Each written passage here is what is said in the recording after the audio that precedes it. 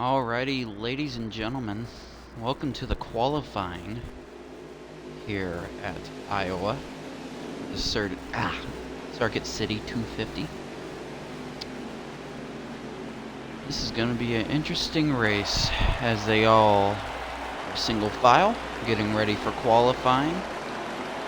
We'll see who turns the quickest lap here, see who gets the pole position.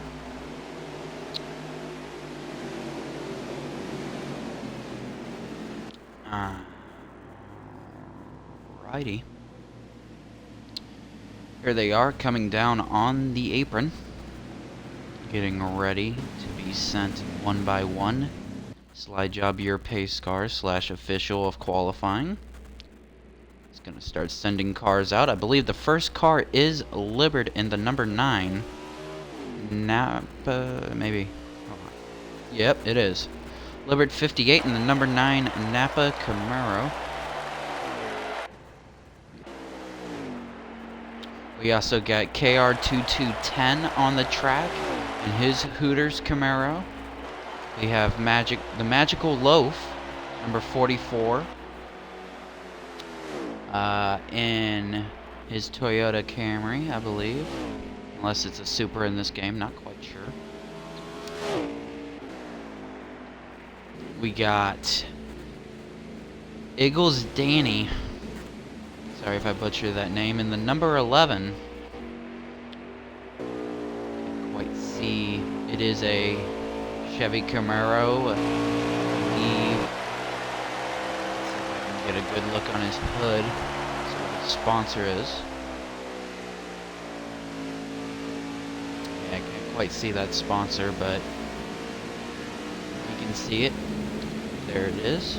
As we got, I believe, the number 28 is going out next, followed by Alec right now. Now, if y'all remember last week, Alec had some trouble at Las Vegas Motor Speedway. He's hoping to put those troubles behind him tonight, get a fast lap here at Iowa, and not get stuck in the wall. So, hopefully that team has everything prepared for tonight. We got Upcountry Bullet making his laps for qualifying in the number 28. Nismo is on the track in his Chevy Camaro, number 40, I believe. Yes, indeed. We got the 39 car of Mustang 501, unless that's 36. It's 36, my apologies. As we still have a few people waiting to do their qualifying. Let's see. Now going onto the track is Nilla MG, number 6 now. He's a driver to watch. Last week at Las Vegas, he had his sensational race. He led a bunch of laps, and unfortunately it came down to, I believe, fuel and tire consumption at Las Vegas. So he will be a driver to watch tonight as he makes his laps. We got Austin Icon 42, your winner of last week's race at Las Vegas. We got T Heath 321 waiting to go for his qualifying session here.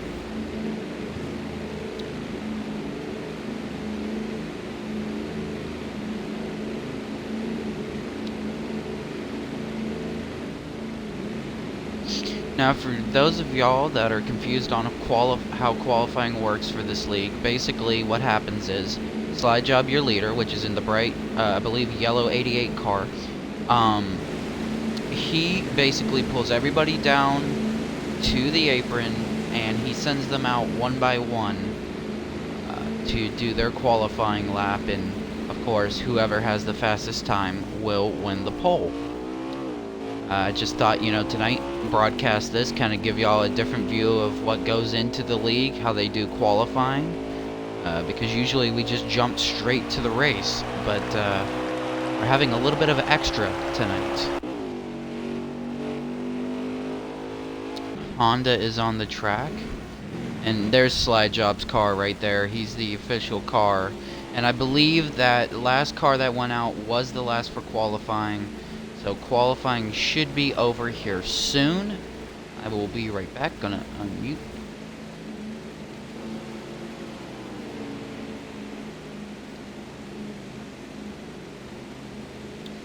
Alrighty, yes. I believe that was the last of the cars. That was definitely last of the cars, as everybody is parked after their qualifying run, so it will be exciting to see who got the pole tonight. See if we can find some drivers that did very well in last week's race. Let's see.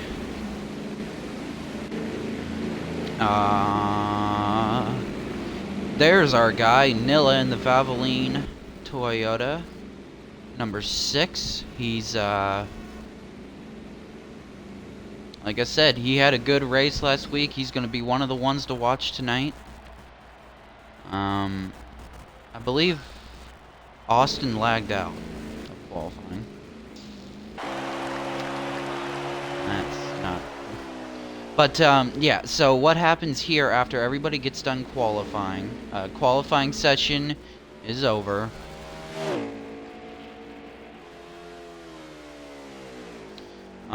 So what happens now, fans at home, is the 88 of Slide Job. He's going to run the rest of the laps out.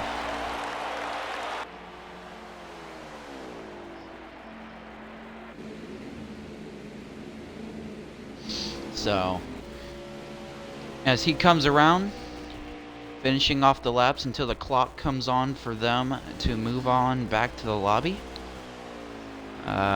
This will be a fun race. I will see y'all when the race starts. Actually, Slide Job himself is going to be a commentator tonight as well, so stay tuned for that. And while you're at it, go get your snacks, get your drinks, get whatever you need, your cuddle buddy, you know, whatever.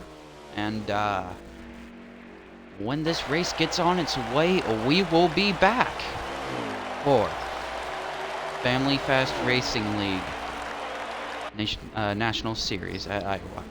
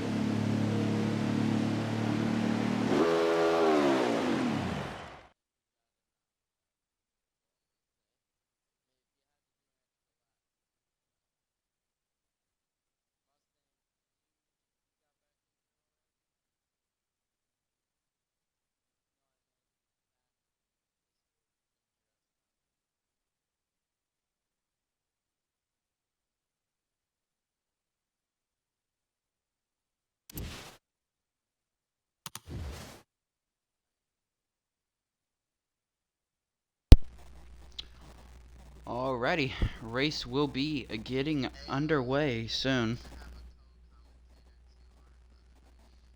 Okay. Okay, just give me another invite and then.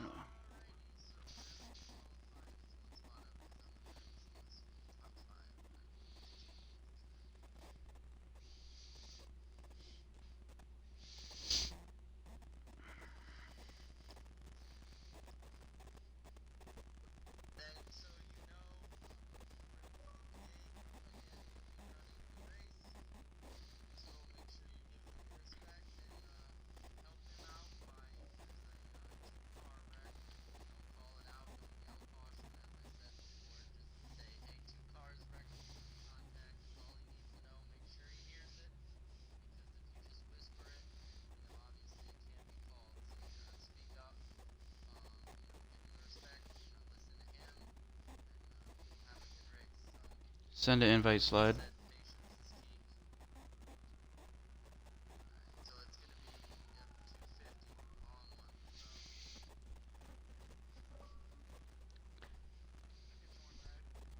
Mm-hmm.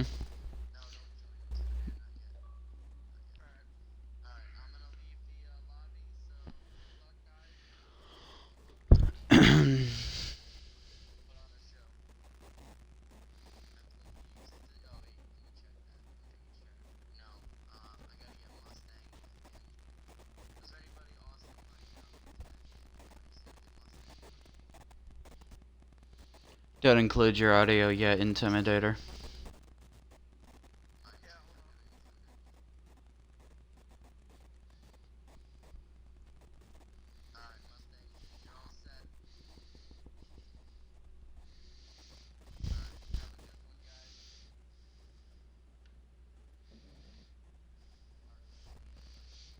Mm-hmm. I gotta wait. Yeah.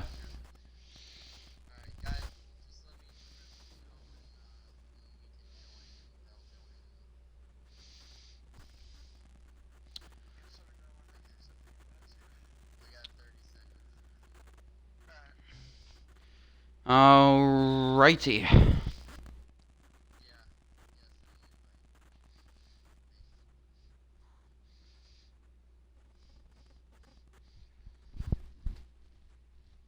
Yeah, I think he's got one. I just need to send. I need one.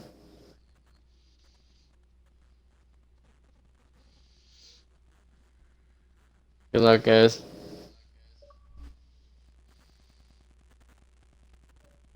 Alrighty. Can I join? Yep. Okay. Yep. Yep, go ahead. Hold on a minute. Alrighty, make sure y'all include your audio. I'm gonna give you an invite, Intimidator, unless I just Intimidator, include it and then uninclude it for some reason. Yeah, thank you for saying that.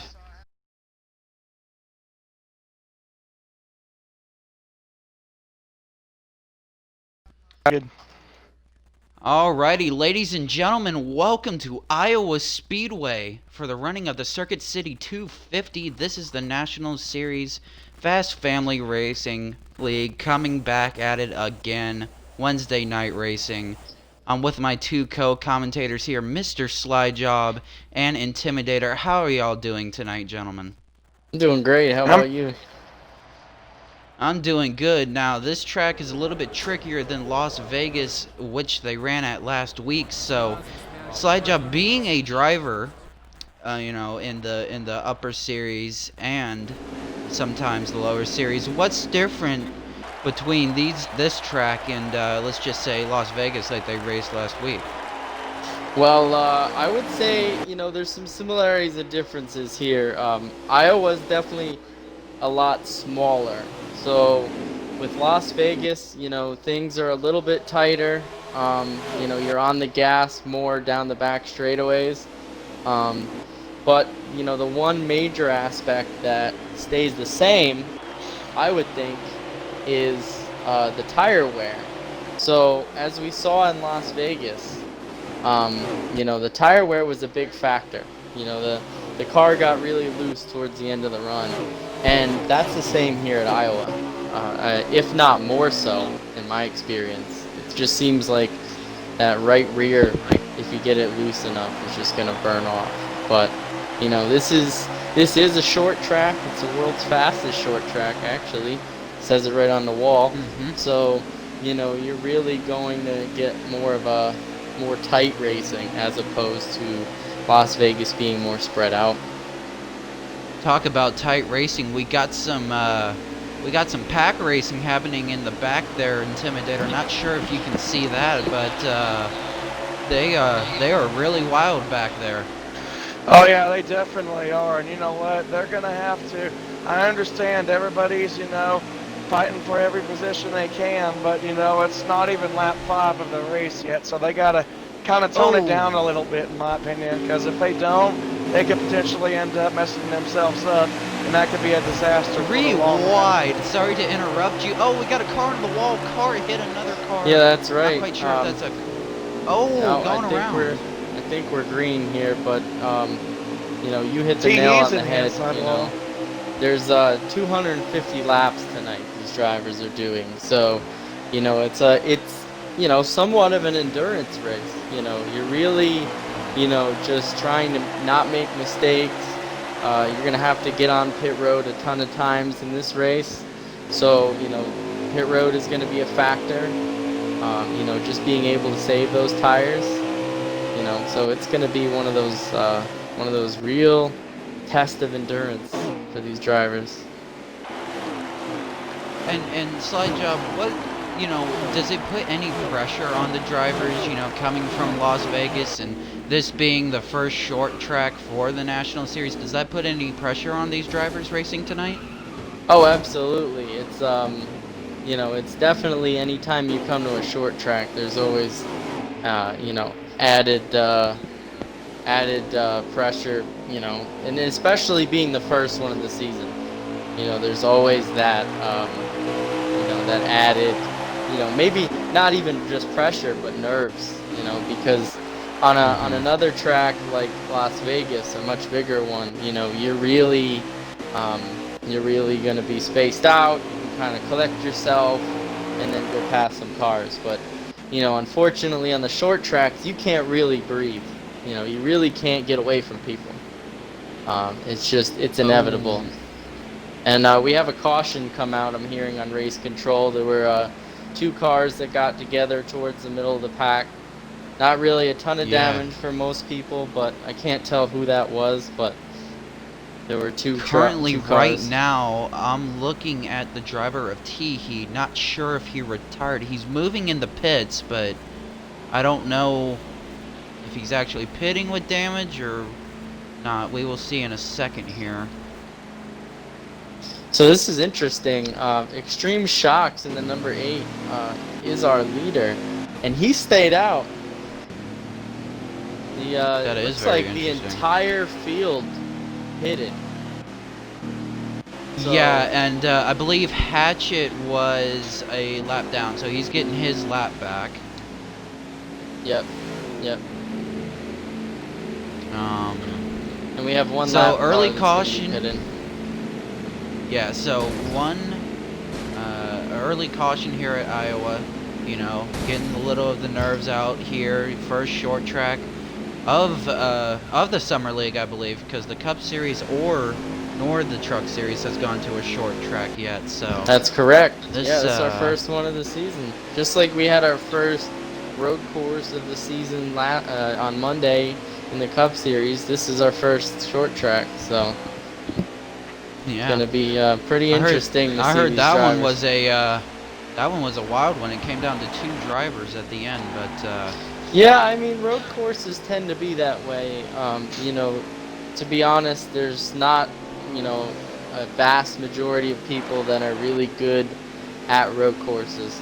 So, you know, it usually ends up being a handful of drivers that, you know, end up battling it out, and, you know, it gets decided among them. But that's not the case with a short track like Iowa, where, you know, any of these cars could, you know, get up there and not make mistakes. And I'll tell you one big thing about that is track position.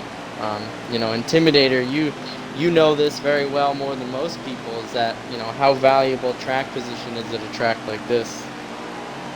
Oh, absolutely.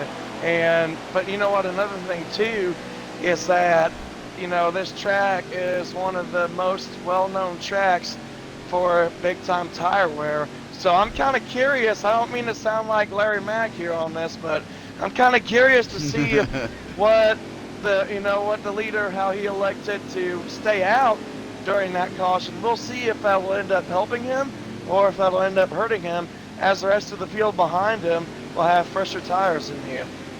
You know, that's interesting. Well, It's definitely. definitely a gamble, but I think the big thing is here is that he did it, you know, in the first stage. You know, we've only had about 10, 12 laps under our belt, so, you know, this is a great time, if any, to test that strategy out. You know, if you're gonna test it out, do it early where you can recover. You know, it's not a great time towards the end of the race to see, you know whether that strategy is gonna work. You know, because you Okay, could we do have potentially lose a a race. report. We do have a report on that driver that was in the pits. The driver T Heat. He has not retired. He's back on the track. He was just taking a early pit stop, probably most likely because of the damage that's on his car. Yeah, So that's he, definitely good news. he was one of the cars involved in that. I believe him and Hatchet Boss got together. So those are the two cars collected in the first incident of the race here. But we're getting Looks lined like we may back go up green here and this ready time to by. go. Yep.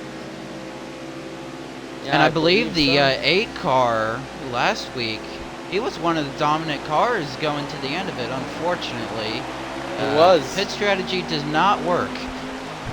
Yeah, so Green I'm flag. interested, as we go green here, I'm interested to see, you know, if he changes up his strategy this week. You know, maybe he goes for the fuel or the tire saving instead of trying to run the fastest laps. It looks like he's getting challenged. I believe that's the 44 of Magical Loaf going to the inside of him for the lead. Absolutely. Nearly And three then he's left getting behind. challenged by the 95. So Alec getting underneath him. So some early trouble. Well, I tell you know, what, we have. Arkham. Good. I was gonna say before you were going to say another driver to watch tonight was the number 6. Him and the number 8 car were strong to the end. I believe. Let's see if we can get. So our the 8 eyes car on has the winner lost of last about week. 8 or 9 positions in about 2-3 laps. So do you really see that strategy coming into play here? Do you really think it's the tires, or do you No. think he just had a bad restart? Well, I mean, I think it could be part of his strategy, you know, because you got to remember, you know, if you have fresher tires on a restart, you're just going to get stomped.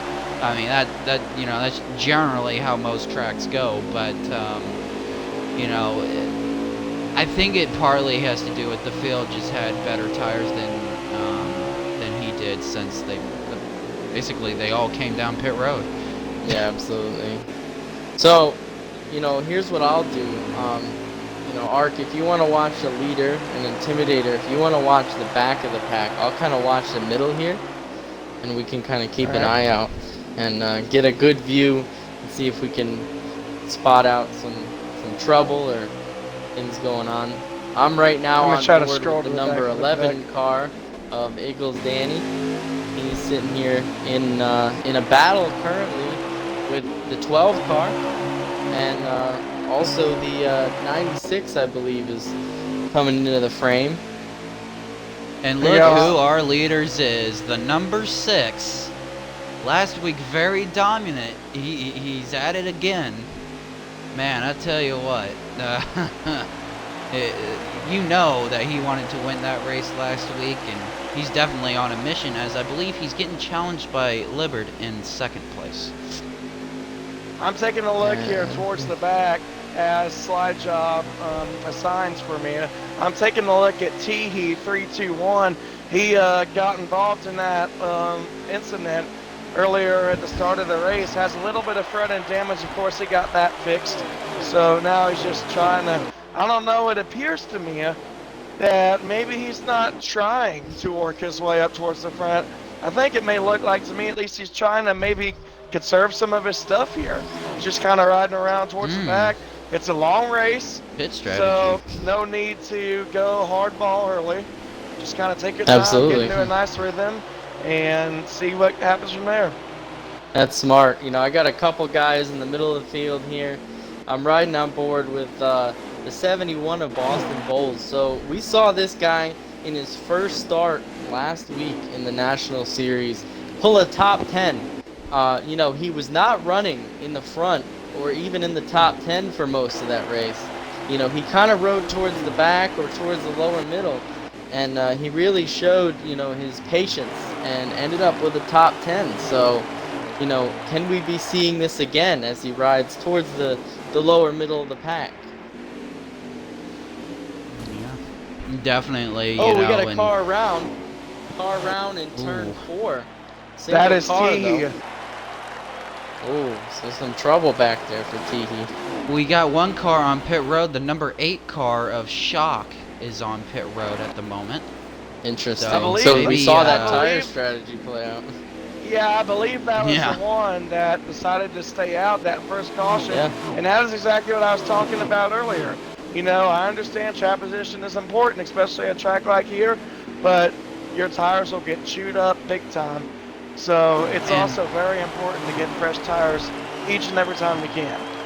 And Intimidator, do you think he was trying to maybe get on a different pit strategy as the other drivers were not on? Maybe, you know, he was thinking, hey, maybe I'll have greater fuel and tires, you know, during the middle of the run. Like, Ooh. what do you think it...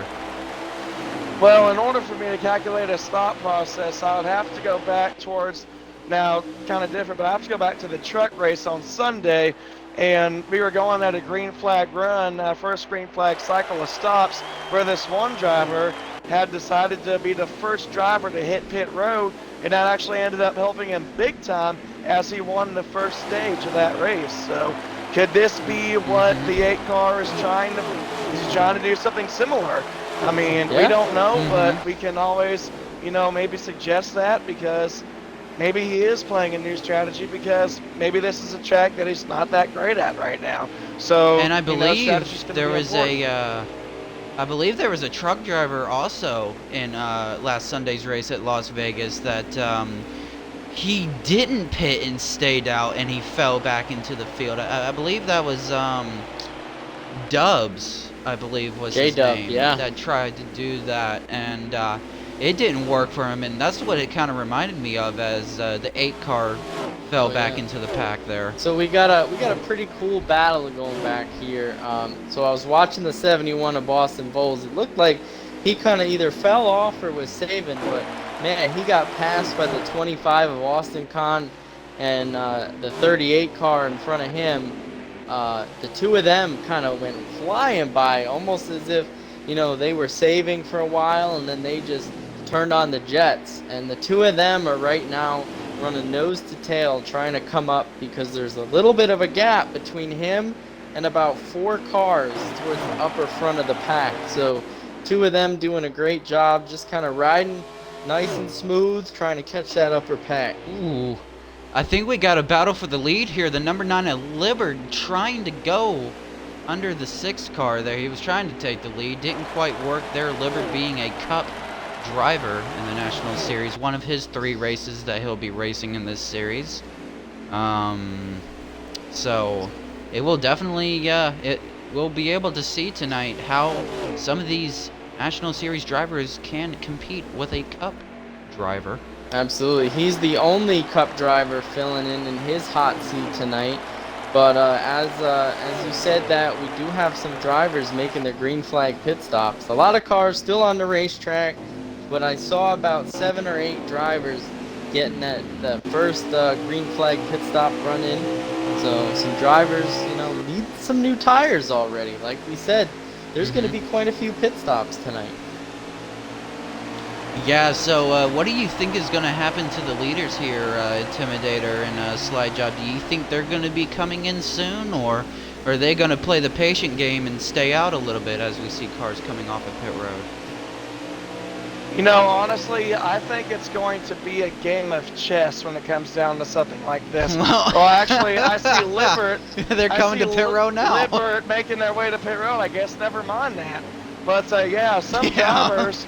I personally was in a public lobby earlier today where this one driver had actually stretched out his fuel run all the way to the very end. He was actually able to save enough to finish.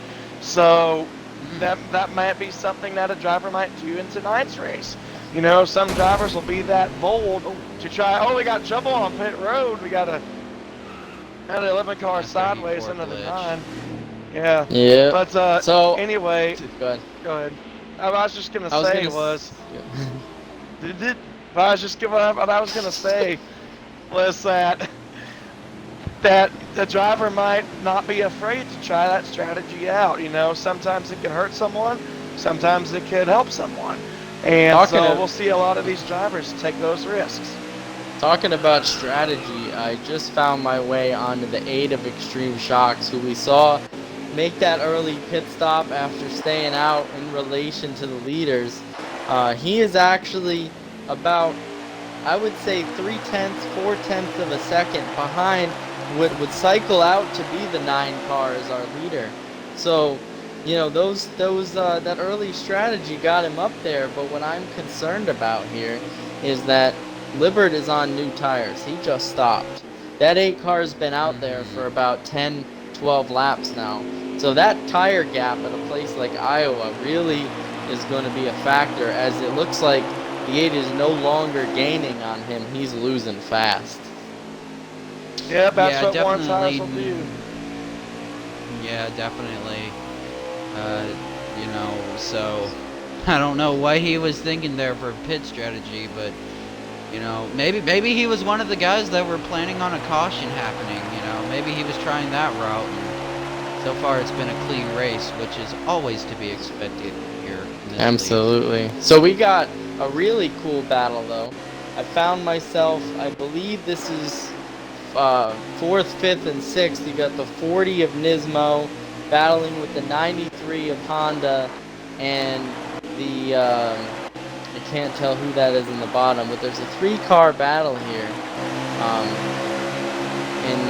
And actually there's a 4th car coming into the frame now. These guys have been too wide for about 3 laps here. So, but it seems like, you know, one of them, it seems like Nismo is kind of separated, but the guys behind him are still too wide. As Definitely. you know, to Go ahead. report more bad news on the number 8 car. He just got passed by the 95 of Alec, which he had some bad luck last week, and hopefully he'll be able to redeem himself tonight. Yeah, absolutely. He's doing a great job. You know, he did a great job in the sorry, the this national series last week. You know, he had an unfortunate accident, and you know, and then that led to a electrical issue. So, you know, that's tough. You know, for any driver. You know, it could happen to any one of these guys. So, I expect him to rebound very quickly. You know, I don't see any reason why he can't bounce back, you know, in points and, you know, on his finishes. And I believe we have a new leader now. It's the 6 of Nilla again. I believe he got around Libbert, and he's now your leader. And how about that? Man, So, a showing Cup his guy dominant really force showing, early, but yeah, a Cup Yeah. guy really showing his stuff early on. Ooh. As we last week, in the or actually the end of this week, we had Libbert win the truck race. He was the only Cup driver to fill in a hot seat for that race as well, and you know, he was really showing the guys, you know, who was the car to beat, really a measuring stick of where these guys want to be, you know, maybe next season. So, you know, it's a great really addition to these races, you know, just like we see in real NASCAR, guys like Kyle Busch and Chase Elliott kind of race those races with the Xfinity guys to just kind of get some experience and kind of see where they need to be to compete. So, And you know, I guess the guy- you could say too for Libbert, I guess you can't really say the best car was. I guess you would have to say the best truck, huh? Yeah, absolutely. And it looks like I'm gonna have to check with race control, but it looks like the 93 of Honda made an illegal pit entry. Seems like he came right off the track. So I will check on that in a second. And I believe if that is deemed a illegal entry, I believe that's going to be a pass-through, and that's going to hurt his day, Intimidator. You can't enter the pit road illegally. Oh no, and there's a lot of things that you could easily do that, mistakes you could get busted for, such as that, and then you could speed on pit road. That could really add a late to your day, as far as getting a finishing result. But, I talked about this with Mr. Slidejob in the truck race this past Sunday at Las Vegas. And what I was talking to him about was that you got to minimize mistakes. You got to stay consistent, you got to stay smooth. And if you just keep making those mistakes, you're going to just end up having a bad day. It happens to even the experts, it happens to everybody. Oh, we had contact between, that was the 93 of Austin, and the 25. Yeah, that guy making contact. He was just coming. He was coming to serve his pass through, and he got into contact with the 25, making it on there. So indeed, that was Slidejob. That was an entrance into pit road. That's correct. So, just so the viewers at home understand, these drivers, when entering pit road, they have to be on that apron on the left side of that yellow line when they're entering before turn 3. Before that entrance at turn 3, they gotta be, all 4 tires gotta be on the left side. So, what we had a driver do was they came off of turn 4 and just dove down below the line to pit, which is an illegal entry. So that results in a pass-through where the driver has to make a full pit stop all the way down pit road. They could take things if they want, but they don't have to, but they have to serve that penalty and then come back up on the track normally. And I Yes, believe indeed, Libert 58, he just made his way on the pit road. So he's going to get his car serviced up, 4 tires, and Sunoco Racing Field, maybe even some adjustments if needed. Oh, I got paint scheme on later, by the way. Running Chase. Yeah, I talked to Libert. Big wreck. He's a huge. Yellow is out. Yellow is out. There were 3 cars around. On the back stretch, 3 cars were around. Let's see if I can figure out who that was. I believe the 03 of Bradford might add a piece of that. He's got some damage on his car. I think the 12 car might too, because he has some front end damage now. Yep, the 23 of Hodges got some of that as well. Yeah, there was a few.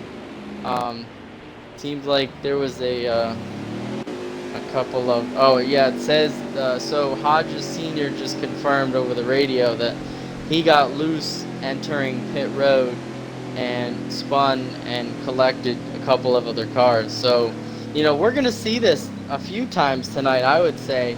Not maybe that specifically, but just struggles getting on and off pit road, because it's not an easy one for sure.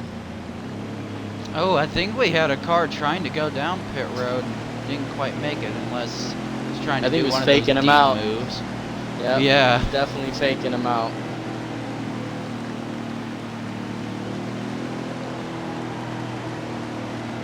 Second so caution I just heard of the over the night here in radio, Iowa. Mustang just got his lap back. He is the lucky dog, so good for him. So our drivers will be coming down pit road. Well, at least the lead lap ones will be. And then we'll get now, our what will lap be time interesting here, Slidejob, and sorry to interrupt you, but No, let's see what this 8 car does. Let's see if he actually comes down and pits with everybody else, unlike last time. yeah, I really think, it would be a smart idea. I think he found out that, that idea just isn't going to pan out here. The tire wear is too extreme. So if you were the leader, Doss, what are you doing right now on pit road? If I'm a leader, I'm hitting pit road because to me it's all about fresh tires, fresh tires, fresh tires. Again, you want to make sure you get as many of those as you can because again, this track, along with a lot of others, are really notorious for really eating up tires on these race cars. So if I'm the leader, I go hit pit road, take 4 tires, fill her up with fuel, maybe some adjustments again if possible, and just try to drive away from them all. But you know, the thing about it too is that the pit crew, it's not just the driver that has to hit pit road. The pit crew has to do an incredible job. Their role to make sure that the driver either gains or doesn't lose any spots off the pit road. So definitely. Absolutely. Let's be part of that, clear. too. Let's be clear to the viewers at home. The drivers in this league, they don't have any control on what the pit crew does besides the options that they choose to their cars. So they can't make the pit crew faster than they want them to be and stuff like that. So Just like in real life, drivers really never have Yeah. control of that. It's just something. No, you know, they whether don't. the pit crew. Yeah, I just said that to executes kind or of sound not. funny. My bad. No, it's It's a good alright. point that, you know, Mhm. whether we've seen pit times anywhere between a 15.1 second stop all the way up to, on a normal with no damage, up to a 16.1. You know, that's usually the range that we see. Now with damage, obviously that can increase that, and if you slap a penalty for speeding on it, that's another 15 seconds on top of that. So it pretty much doubles Yeah. your pit stop. Yeah, and another thing, you know, I've had questions in the past in prior streams.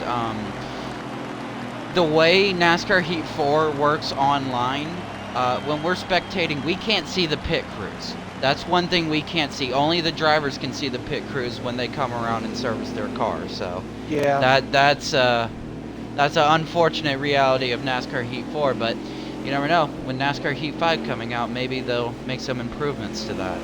Absolutely. So I want to bring, while we're under caution here, while the guys are getting lined up, I'm not going to reveal it yet, but I have some special news for, you know, not only the drivers, but all of our fans of the National Series coming up during this broadcast. Nobody but me knows this, so, you know, I'm proud to unveil this tonight for you guys, so it's going to be pretty exciting. So stay tuned, and maybe I'm thinking sometime during the beginning of the 3rd stage we will reveal it. So stay tuned for And that. speaking of special news, I got a little piece of news myself Ooh, that I'd like definitely. to get out real quick. Intimidator 8738, aka me, obviously. I will be starting my own league. I'll start another league that will end up running 2 races a month on Saturday nights, 8 Eastern, 7 Central. I even got the name of it. It's going to be called the Thunderbolt Racing League. There Very you go. nice. So exciting stuff going on all over the NASCAR Heat 4 community. But at the task at hand here, the drivers are getting lined up, so that means that we should be getting ready to go this time by. So I am going to switch to somewhere in the middle of the pack here so we can get everybody some updates of the entire field. I'll focus on the leaders Nice. this time. Alright, Ark, do you want to get the back this time? Or you want to get the Yeah, middle? who's in It's the up to very you. back? Is that Teehee in the very back? Yeah, I believe so.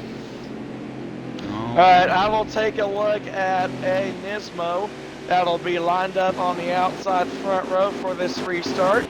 As they cycle Oh, up it's through gonna the gears, be they approach the interesting. restart zone. Green Back up the flag, gears they go. 2 to Green go. flag is back out. 2 to go 2 to in go the in stage. stage number Pit 1. road. Pit road is closed. Shootout to the finish. We got the number 6 car of Nilla in the lead. Who will win the first stage of Iowa? You know, the high lane here at Iowa can work a lot to a driver's advantage. That's what Nismo is trying to do. He's trying to use that higher groove to his advantage here as they come to want to go in this first stage. Absolutely. I see the 8 of Extreme Shocks back here in the middle of the pack trying to use that upper groove, as is the 71. couple of guys really more high up the track than them, but everybody trying to use every piece of this racetrack to get to that line.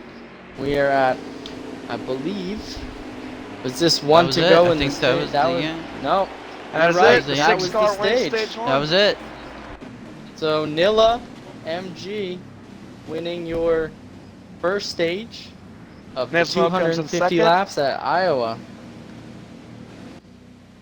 Now, I did get a question here, Slide Job. A lot of people are confused about how the cautions work in this league, and last week's race, there was no cautions with 5 to go at any stage. So why did a caution come out before 5 to go and it was 2 laps to go, or? So a caution fell at lap, or with 6 to go. And Okay. why we have, just for everybody at home, why we have that 5 to go rule is you just saw basically the bare minimum. You know, the bare minimum would be, you know, just before 5 to go, but they had hit 6 to go and then the caution was called. So with that amount of time, it gives you the perfect amount of time to get re-racked for the 2 to go restart, and that's all you want to have. As we get going green here again for stage 2. Everybody 2, 3 wide in the Oh, back got here. trouble. Got a car shoved way off the track onto the flatter part of the surface there. Wow, Able they to make are his way tight. back up. I see 2 and 3 wide racing all through the back of Oh. this pack. All Everybody, through the back, maybe 4 wide in some cases. oh, that's a wreck. That's a yellow. Caution, Caution is out. Big time wreck heading towards the finish line. These guys are still racing a line though. It's still going to be tight. You got about 15 cars here all jockeying for position to try to get Look at one the more 9 car. spot.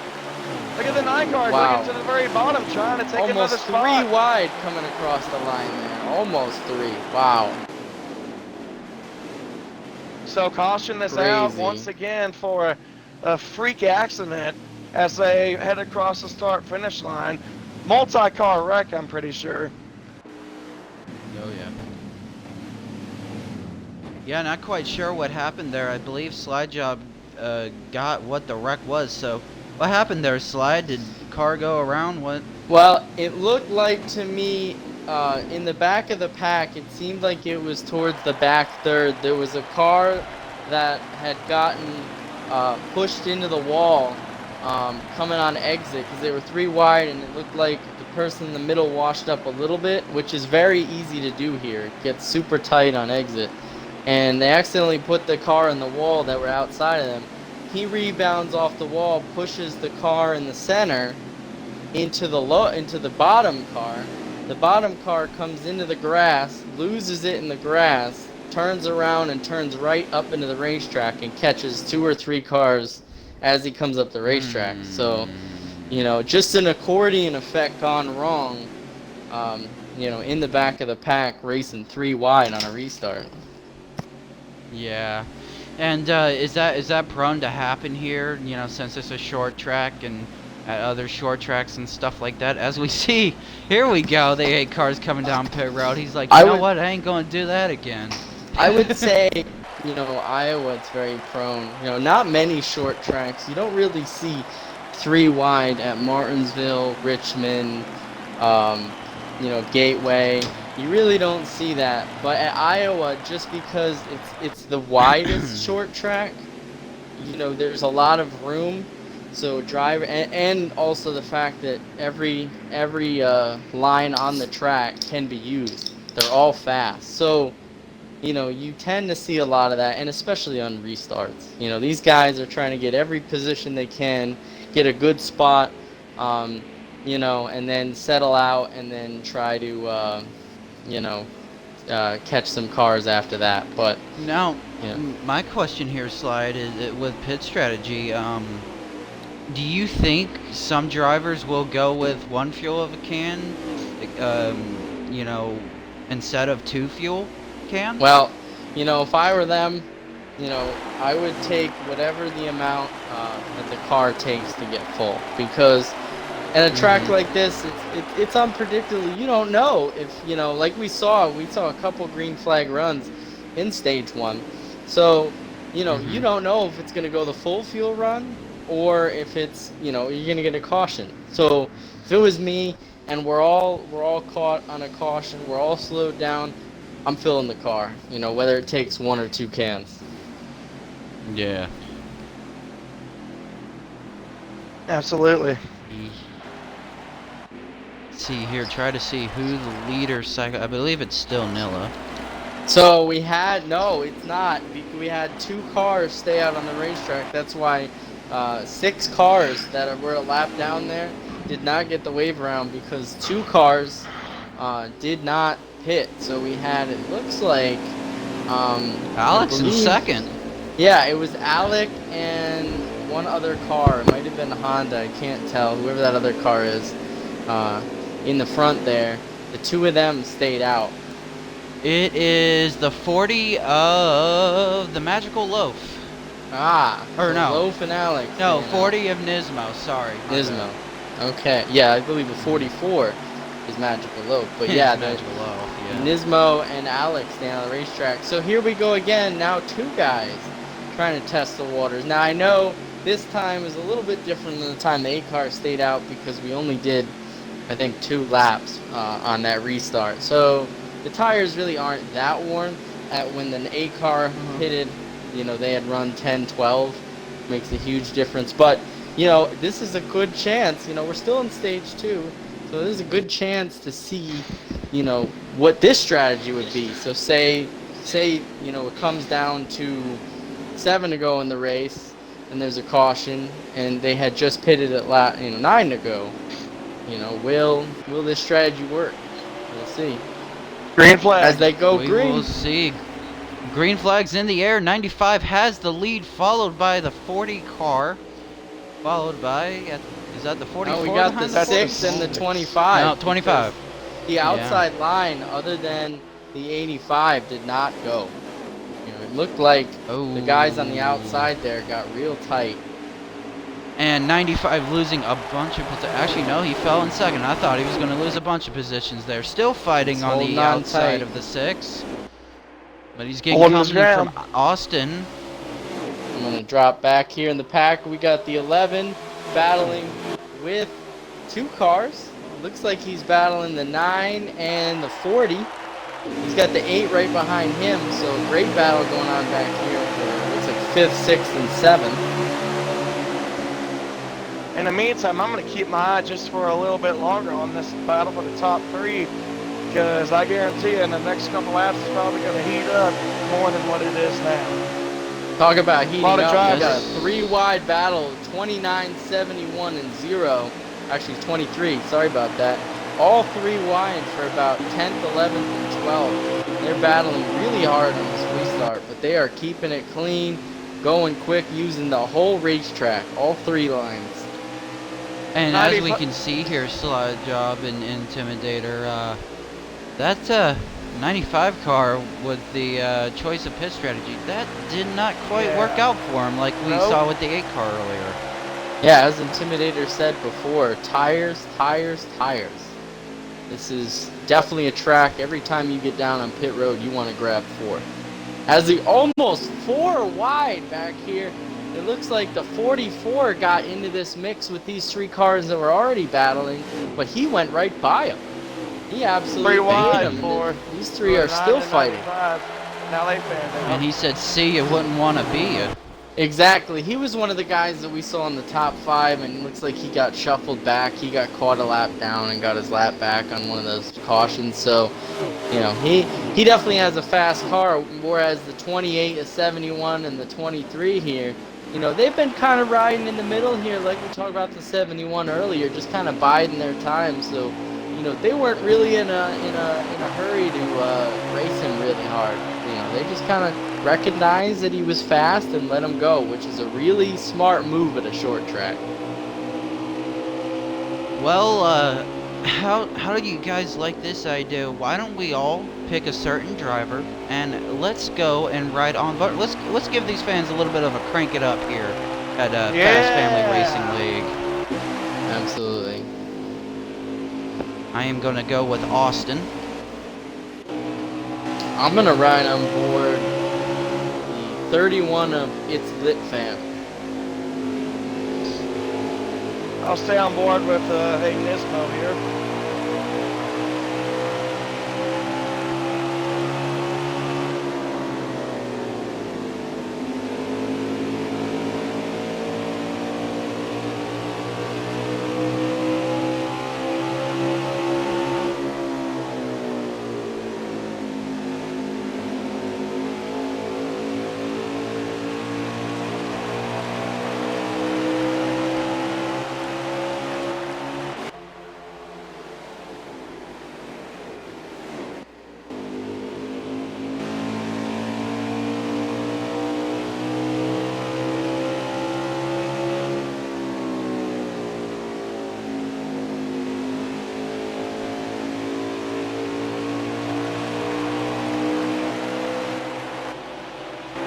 Man, I tell you what, the 25 battling really hard with the 6 car here, but, you know, I got another 3-word for you, Intimidator and Slide Job.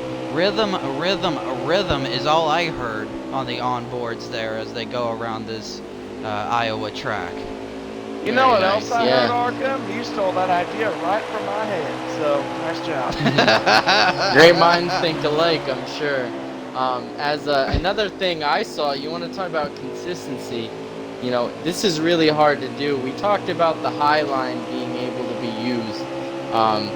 You know, it really is a fast line, but you know, I've seen It's Lit Fam in the 31 during the Crank It Up just consistently running that top, not touching the wall, but staying really high, getting all that grip off the corner, and then ripping it down the front stretch and the back stretch. So, you know, a key to short track racing really is that consistency. As we looked like, as I was watching him, it looked like we had a car with some trouble. Let me see if I can scroll to it. As It's Lit Fam was making around the corner, we had a car in the wall. Oh yeah, it was the 95 of Alec, who had stayed out and got into the wall hard, and he has now made his way down pit road on what's probably an unscheduled pit stop.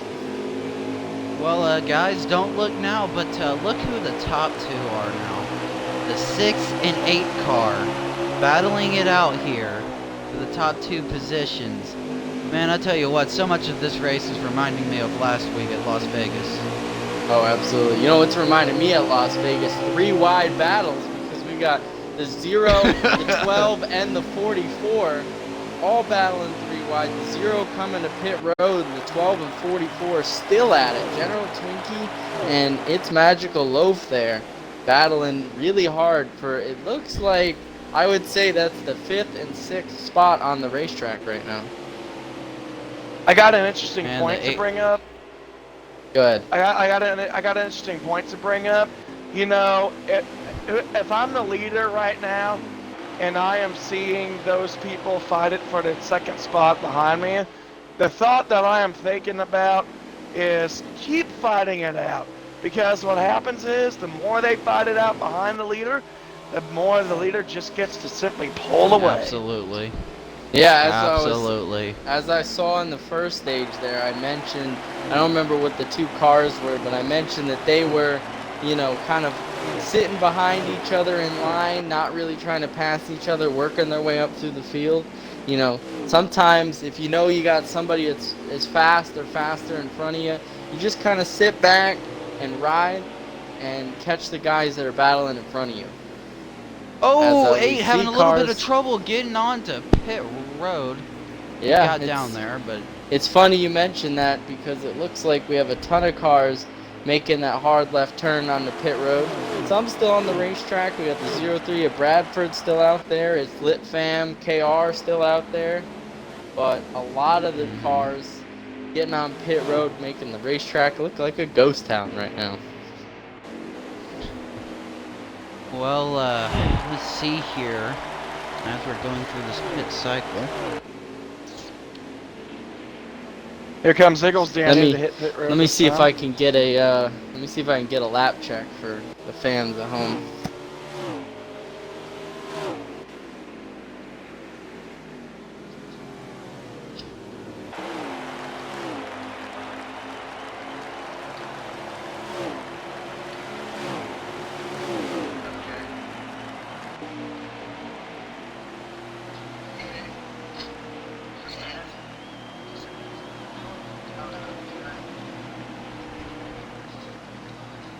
Ooh.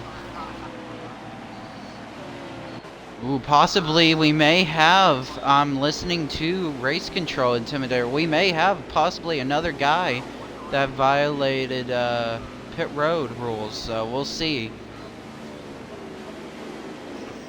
So, We two will announcements. I got, we are now on lap 30 of 57 in stage We 2. got another pit road So, violation. We got about 20 laps left in this stage, and yeah, we actually a big one, the number 6 car of Nilla MG with that pit road violation. So he's gonna have to come down and serve a penalty here. We will scroll on to him to make sure he is following all the rules here. But yeah, a tough break for him because yeah, he's coming down pit road again. That's a tough break for him. But you know, rules are rules. Pit road tends to be a busy place in the penalty department. So, you know, it's just one of those things. Yeah. Practice, Intimidator practice on those mentioned pit it, road entries. Intimidator mentioned it early. Don't make mistakes, and you know, how much is this gonna ruin Six's chances here, Intimidator, coming towards stage 3 and stuff? Well, here's the thing. I'm sure he's probably going to go only a lap down. Should he be the first car to go 1 lap down, he'll obviously get the free pass. I want to count the 6 car completely out of this race yet. But if he continues to make mistakes like he did before, then the likelihood of him not being a part of this finish the way he wanted at least is going to be, you know, very likely.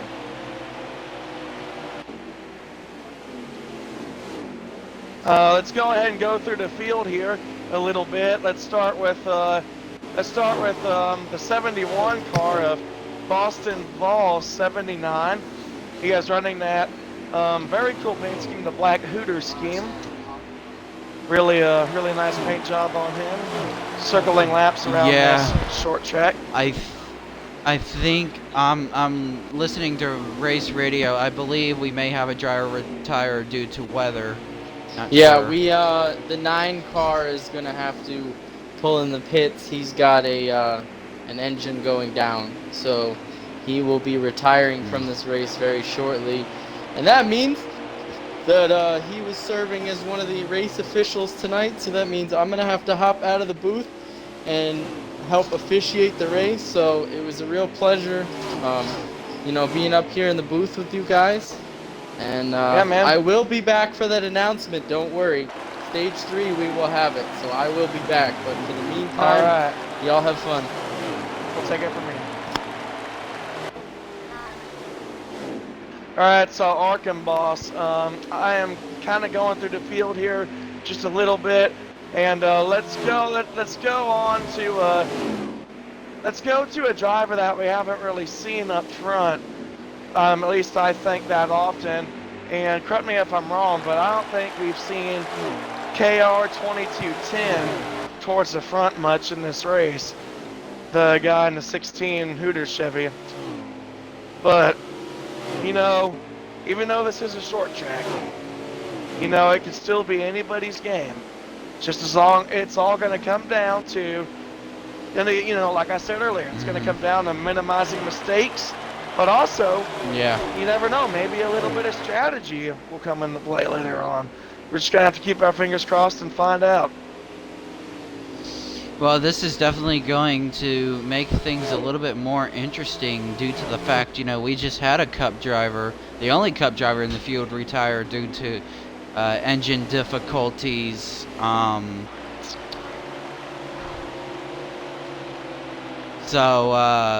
You know, we will be able to see who some of these, what these national drivers got. Absolutely. And, you know, a lot of the things, too, is that, you know, being a national driver, you know, honestly, you feel, in my opinion at least, you feel as much pressure being a national driver almost as much as you would being a Cup superstar. And for that reason being, it's because, you know, there's a lot of big, you know, rides that, you know, that are, you know, that could be open in the Cup side. And a lot of these national drivers, you know, they want to have a shot at taking over that ride in the Cup Series. They have to go out there and prove their point in this division to show what they're made of, prove what they're worth, and, you know, if they fall off the horse, just get back on and continue riding. That's what you got to do. Yeah, definitely. As we look through the field here, let's see. Trying to see who your leader is. Not quite sure.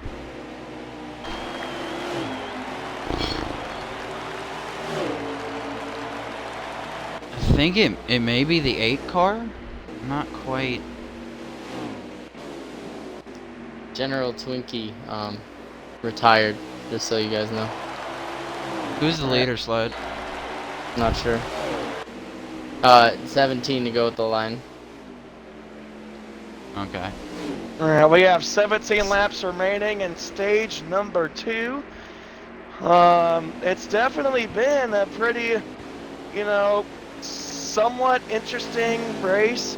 We have seen definitely, especially in the beginning, Arkham, and I'm sure you could fill in a little on this too, but we've seen a lot of crazy action, you know, to the start and even the middle stages of this race. Yeah, definitely. Stage 2 has not gone silent, so it's definitely been a wild one with a few cautions, some different pit strategies, and I don't expect nothing less in stage 3. Oh no, absolutely not. And I think it's actually going to intensify in the final stage, because the final stage, you know, at least I call it the money stage, or the all or nothing stage. You know, you got points in stage 1 and 2. Now it's your job to go build on those points you've earned throughout those first 2 and see if you can maybe even seal the deal with a win here. Yeah, definitely. Aerial coverage tonight provided by Goodyear. And so, yeah, Goodyear More Driven, the official tire of NASCAR. Official tire of NASCAR Heat 4. Co-sponsoring with Family Fast Racing. Not really, but... I'm taking a look at the 6 car. I'm taking a look at the 6 car. That was, I believe that was the driver that got busted for that pit mistake.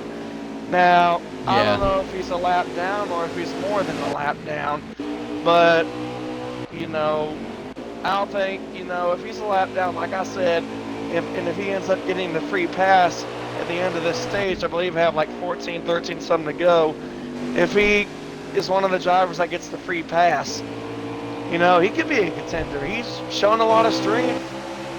It's just that, you know, again, you got to minimize those mistakes. You got to, you know, stay smooth and consistent. I know I keep saying it over and over again, but it's important to be consistent and smooth. Yeah, definitely, especially at a track like Iowa.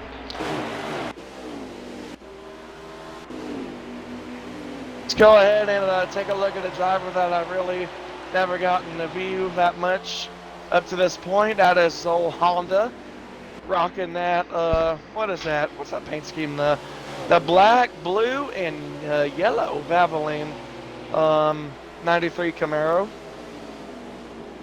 Nice Yes, paint sir. job.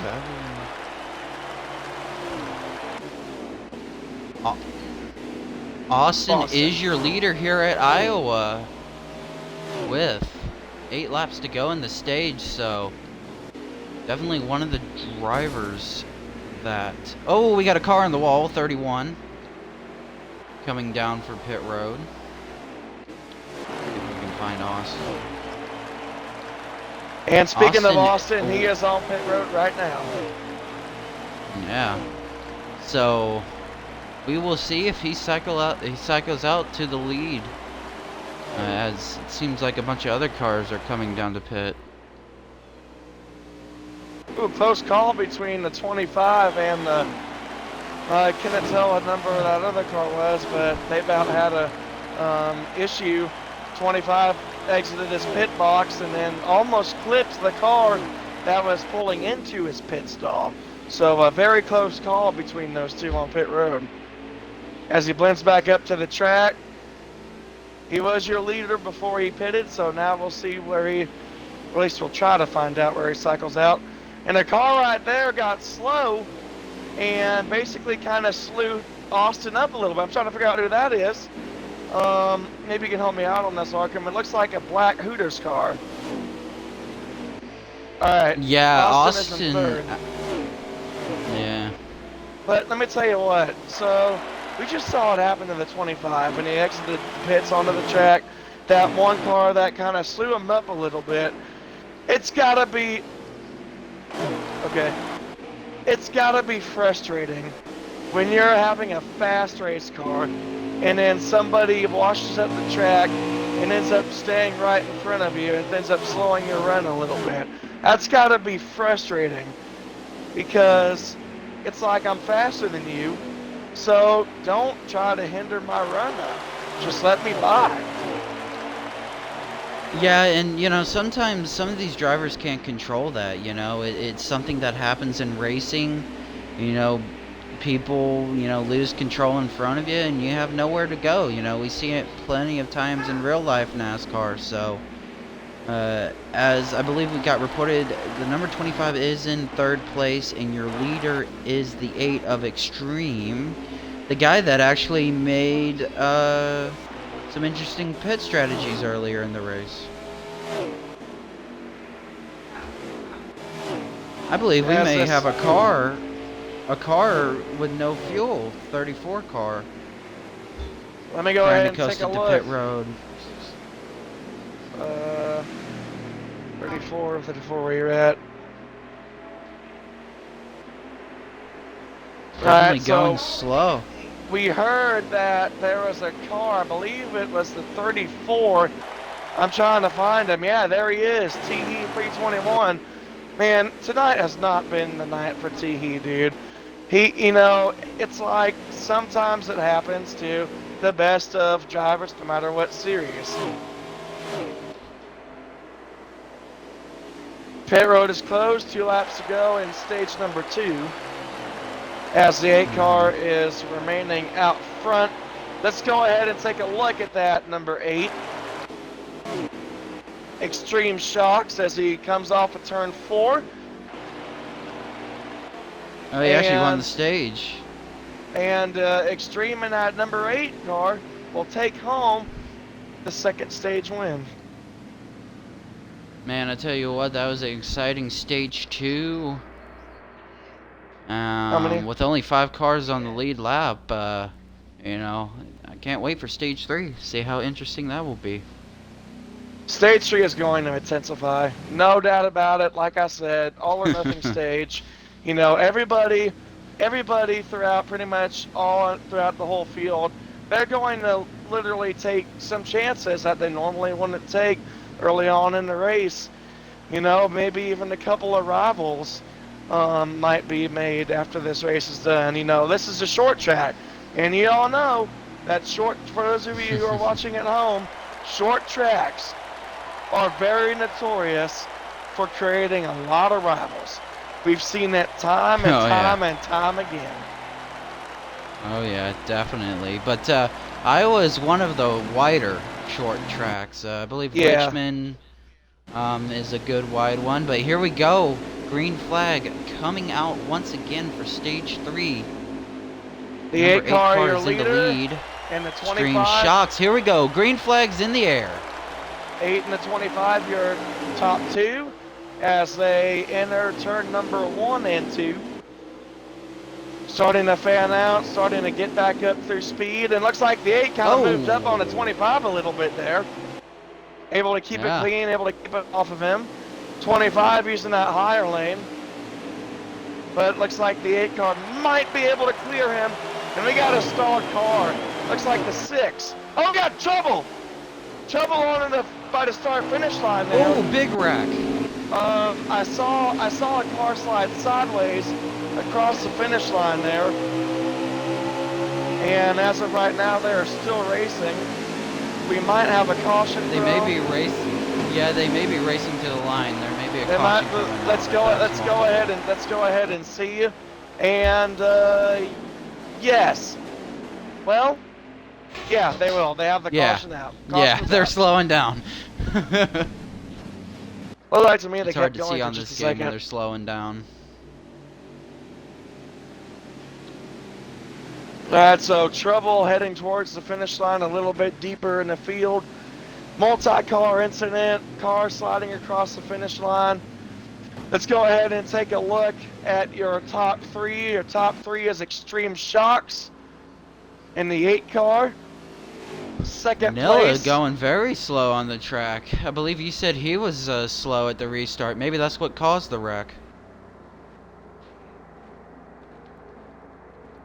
So your car numbers for your top three are the 8, the 25, and can't see it from this angle. The third place car. The come on, get a good angle of it. It's the 40 car of Nismo. The 40 car. All right. So the 8, 25, and the 40 are your top three as of right now. But you know, Arkham, they just got. I'm assuming that most people will stay out because, you know, well, I was wrong. No, everybody's going in. The leaders are pitting. Hey, you know what? It's like I said, you have an unlimited amount of tires, so get as many as you can. Definitely. Now, I'm not quite sure what's happening with the 6 car. He's on pit road now. I don't know if he ran out of fuel there. Maybe we can get a report on that from race control. He did run out of fuel. Okay. Taking a look here at the number 8 car, Extreme Shocks, as he gets his service done to his number 8. Gonna get 4 tires and plenty of Sunoco racing fuel and any adjustments that he still needs to that car. See if he can get his car dialed up to potentially win this race. You know, Now, Arkham the one early- thing about the... Oh, sorry for cutting you off, Intimidator. But No, the it's one fine. thing that I want to explain to the fans at home, the first round of pits, the first time that the cars come down pit road, those are your lead cars, your lead lap cars. The second time they come down, that's your non-lead lap cars, if anybody gets confused on that. So, Thank you for hopefully- clearing that up. So, that's probably why you saw some cars stay out, because they weren't on the lead lap, Intimidator. Right. As we're going 3 wide before the restart. How about that? 3 wide under caution. 3 wide salute to the fans. Yeah. Oh, we got a car. car we got a car dove into the wall head first under caution. Not sure what that was about, but And I tell you what, it's a wild moon. The full moon's out tonight, Intimidator, here at Iowa. oh yeah, expect crazy things to happen during a full moon night. Are they green again? Oh, okay.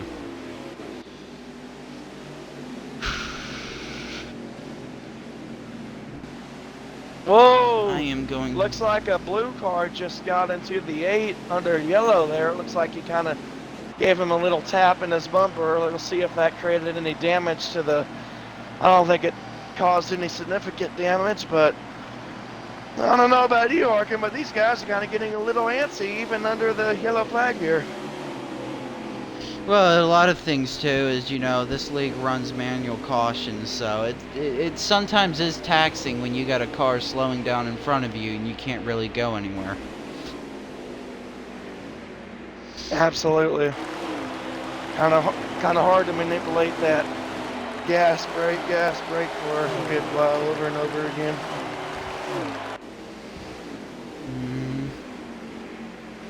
I am going to hook up with race control, that way I know what's going on.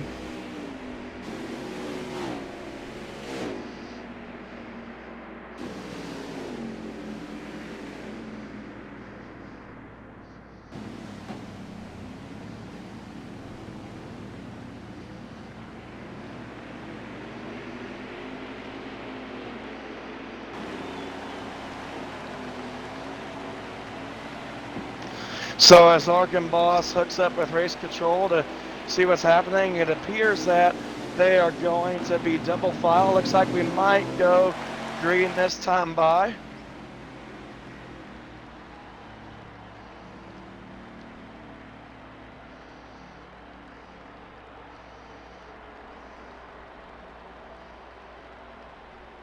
All right, down the backstretch they go at pace speed. You never know what's going through the mind of the people that are starting at the top row. You got to think, okay, I got to jump this start to perfection, this restart. As they come across the restart zone, the imaginary pace car pulls off, and green flag is out, and Extreme Shocks doesn't get going. He kind of has a little... Oh, okay. Big mess up on my part. I do apologize for that, folks.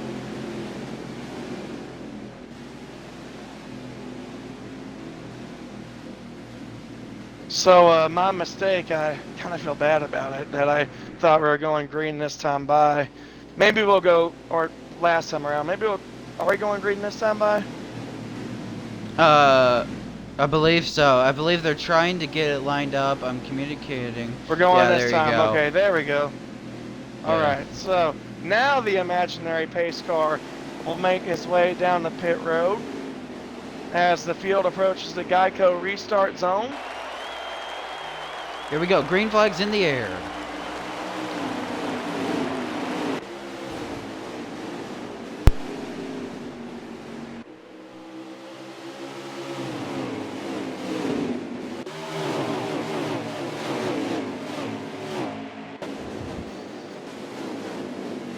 I hear a little bit of clanking in the deeper in the field, some sounds of sheet metal possibly being traded there. Everybody's keeping it clean up to this point. A little bit of jostling for position towards the front there. I'm taking a look at this 8 car, Arkham, and he's the second car in line. Looks to the inside. Tries to make it work, but he can't get there quite yet. 44, your leader, the 8 car, Extreme Shocks in second. The number 25 Exalta car is in third.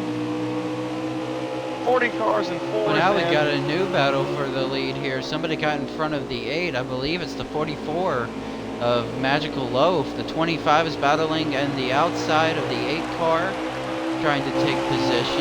Man, we're having some good racing up here in the front. We're also having some good racing in the back. Can't quite tell who's all back there, but man, I tell you what, stage 3, you know it's going to be the last stand for these guys. Everybody's going for the win, and we will see how this exciting stage turns out here at Iowa Speedway. Double wide for second place. The 8 and the 25 duking it out. 25 up to the high side. Of course, is probably going to get that run off of the exit on the 8 car. No, the 8 car hanging tough with the 25 there. As they enter exit turn 4 now. Who's going to get the better advantage? Entering turn number 1, it looks like the 8 car will maybe have the better advantage. Will he clear the 25 off of 2? No. Dude, this is a great battle for second right here, right now. These two are still going at it, and they've been side by side for, I think this is the 3rd lap now. They've been side by side. It's now the 8 car will finally clear the 25. And I tell you what, I was about to say, you know, with that battle, it was allowing the 40 car Nismo to catch up, but it was also allowing the leader to get away. He was checking out. Absolutely, that's the only bad thing to people fighting that hard forward position. It allows the person behind them to gain, and it allows the single person behind, you know, it looks like the 8 car hit the wall there, entering turn 1 just a little bit, but he is able to keep it gathered up and able to continue on.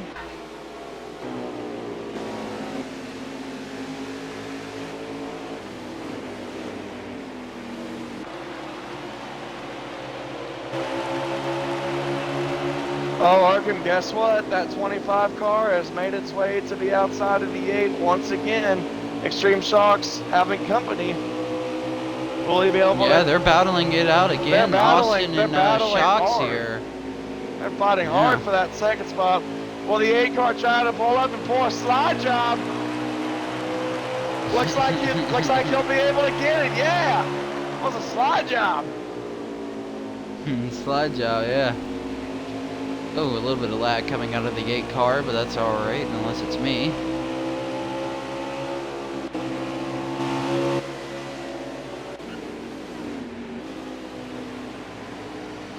Here we go, focusing on the 8 car of Shocks. Ooh, a lot of lag. Let's go ahead and take a look a little bit further back in the field.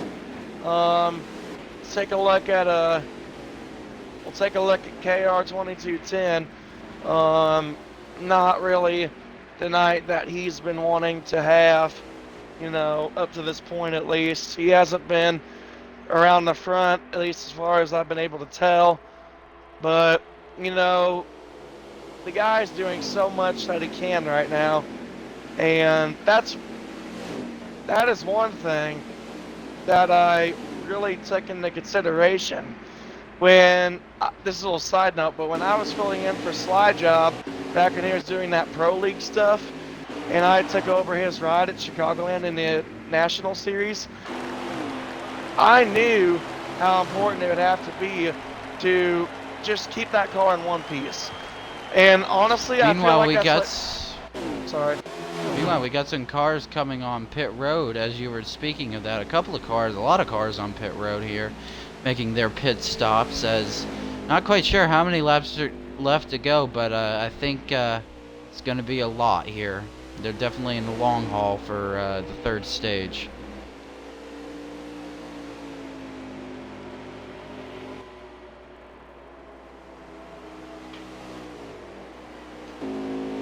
Yeah, I didn't mean to stray off topic there, but I was just saying that it's important to keep your car in one piece, no matter how bad of a night you might be having. As long as you bring your home in one piece, that's what counts. Definitely one of the ultimate goals here, but the other goal here is to win at a Well, track like this, obviously, 'cause- yeah. yeah. It looks like we may have a But, battle for the. I don't know if the car in front of these two is the leader or not, but as far as right now, the 44 and the 8 are duking it out. It might be for the lead. I don't know if it is or not. Not quite sure.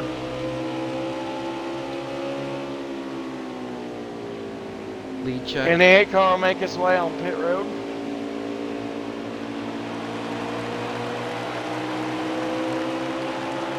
Who's the leader?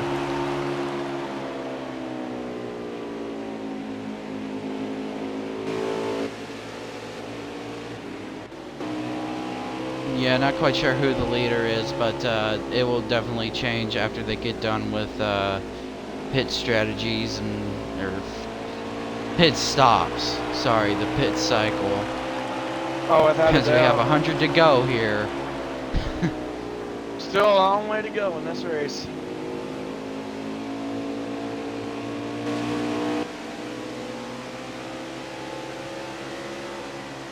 Those of you that are, you know, all the fans that are at home watching this live race right now, be sure to stay in tune as Mr. Slide Job 1996 mentioned earlier that he has a special announcement to make later on towards the race end. So be sure to stick around for that statement that he could make here at any time. Yeah.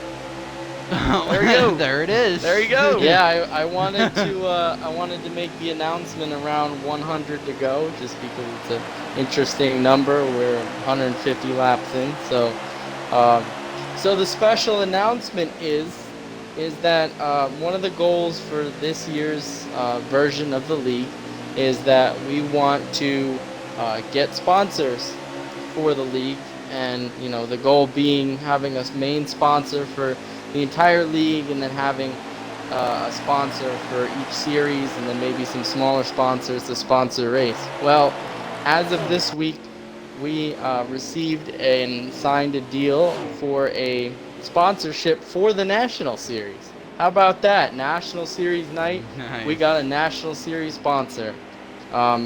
We will reveal the name with the new logos and everything coming up, so I don't want to give too much away, but I did promise you a surprise. So we signed a sponsorship deal with a local family-owned company that produces trophies, apparel, and all sorts of great things.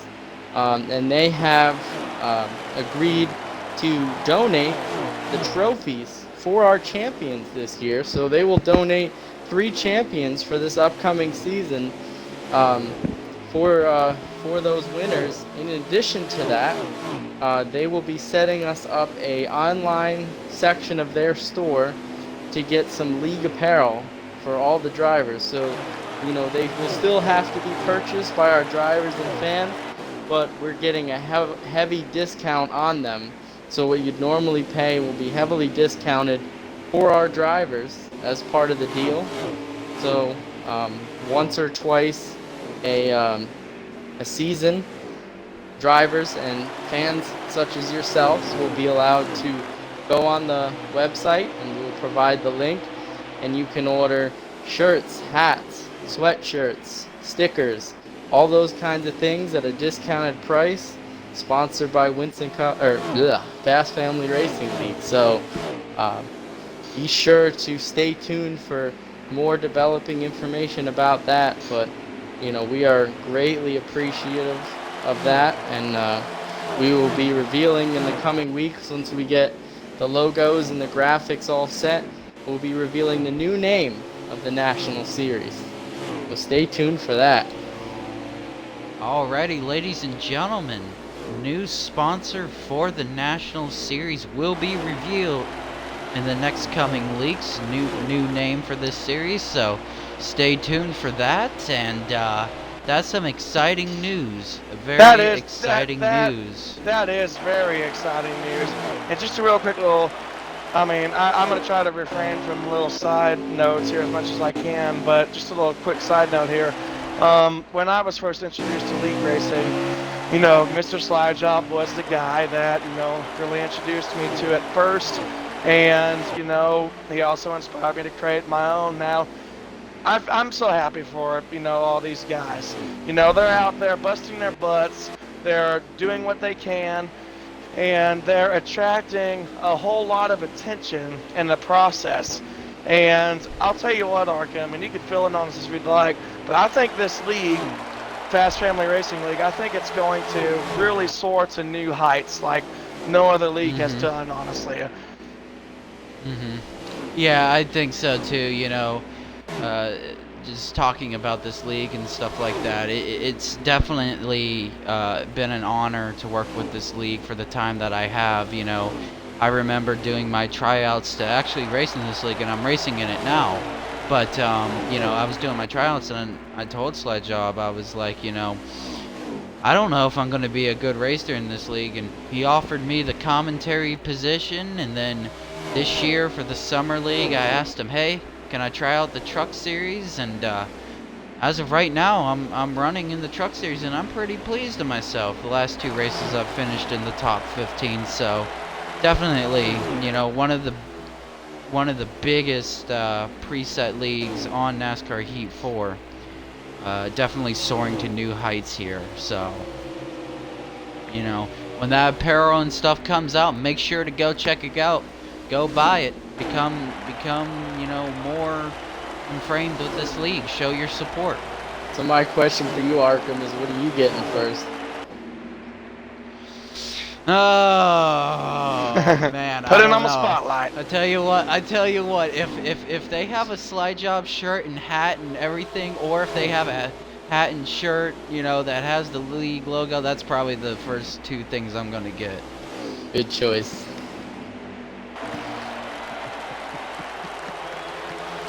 Yeah, this league has definitely soared to new heights, and I'll tell you what, I've only gotten to race a total of like 3 or 4 races amongst 2 of the series that they run. But I'll tell you 4 what, exactly. even 4 exactly, yeah. even during those 4 races that I was able to run, I wasn't able to compete in the league fully because I had stuff happen. But when I ran those races for Slide Job and all that, I had a great time. These guys are really hard competitors, but they're clean. They're really good drivers, and I think that's going to attract a whole lot of attention, throughout the next years to come. So definitely a big deal. As Slide Job and Argument already mentioned, go get you guys some apparel once they get released. Show your support for some of your favorite drivers in the Fast Family Racing League. There it is. Also, make sure to check out our Facebook, our Twitter. I believe we got an Instagram. Also, the YouTube channels in case you have to go somewhere and miss the later part of the stream. You can watch the full races there. Once all that's done, everything is good. Back to the race here at hand, though, Iowa. We've kind of been sidetracked by the good news. Let's see. There's a few cars on pit road. Not sure who the leader is. Hopefully.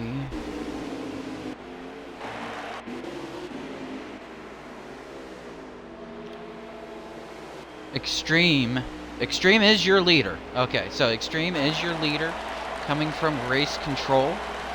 Talk about Extreme, man. He's had an up and down day, man. He tried that pit strategy at the beginning, and now it seems like he's dominating. He has that car dialed up, Intimidator. Absolutely, and I think he's really going to be a force to be reckoned with coming these closing laps of this race. Yeah, I believe last time I heard there was 90 to go, but I'm pretty sure it's a lot less than 90 now. Oh, for sure.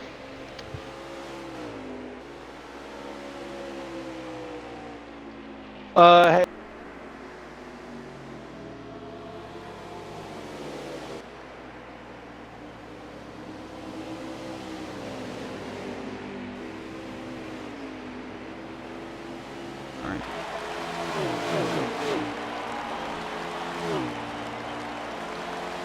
Alrighty, as we had a department of announcer there, we have 80 to go here at Iowa. Me, myself, Arkham, here, your lonely commentator in the booth. Not anymore, because I'm going to do both tonight. Oh, here we go. See, this is dedication to the league, folks. Slide Job's a commentator and an official. Oh yeah, I'm going to play both hats tonight because why not? These drivers are driving really well. I don't have to call many cautions. I don't have to be super crazy because they are doing a great job out there. I'm watching battles all over the track. Guys have been very patient. We got a battle right here. Is it the 6 and a couple of other cars are in a battle there? Yeah, they definitely are in a heated battle right now. But yeah, a lot of guys doing a great job. There's been battles over the track, but everybody's been clean. Everybody's been staying at each other's hair and letting things spread out and then make passes, So, but I did, while you guys were talking about, the new announcements that have come up, I did see a 3-wide battle for about 2 laps. They stayed 3 wide, so hats off to those guys. That's definitely a testament. These guys are National Series drivers, so they don't or they haven't yet made the Cup Series at its highest level, but these drivers are definitely showing hey, give me a shot, make my name today.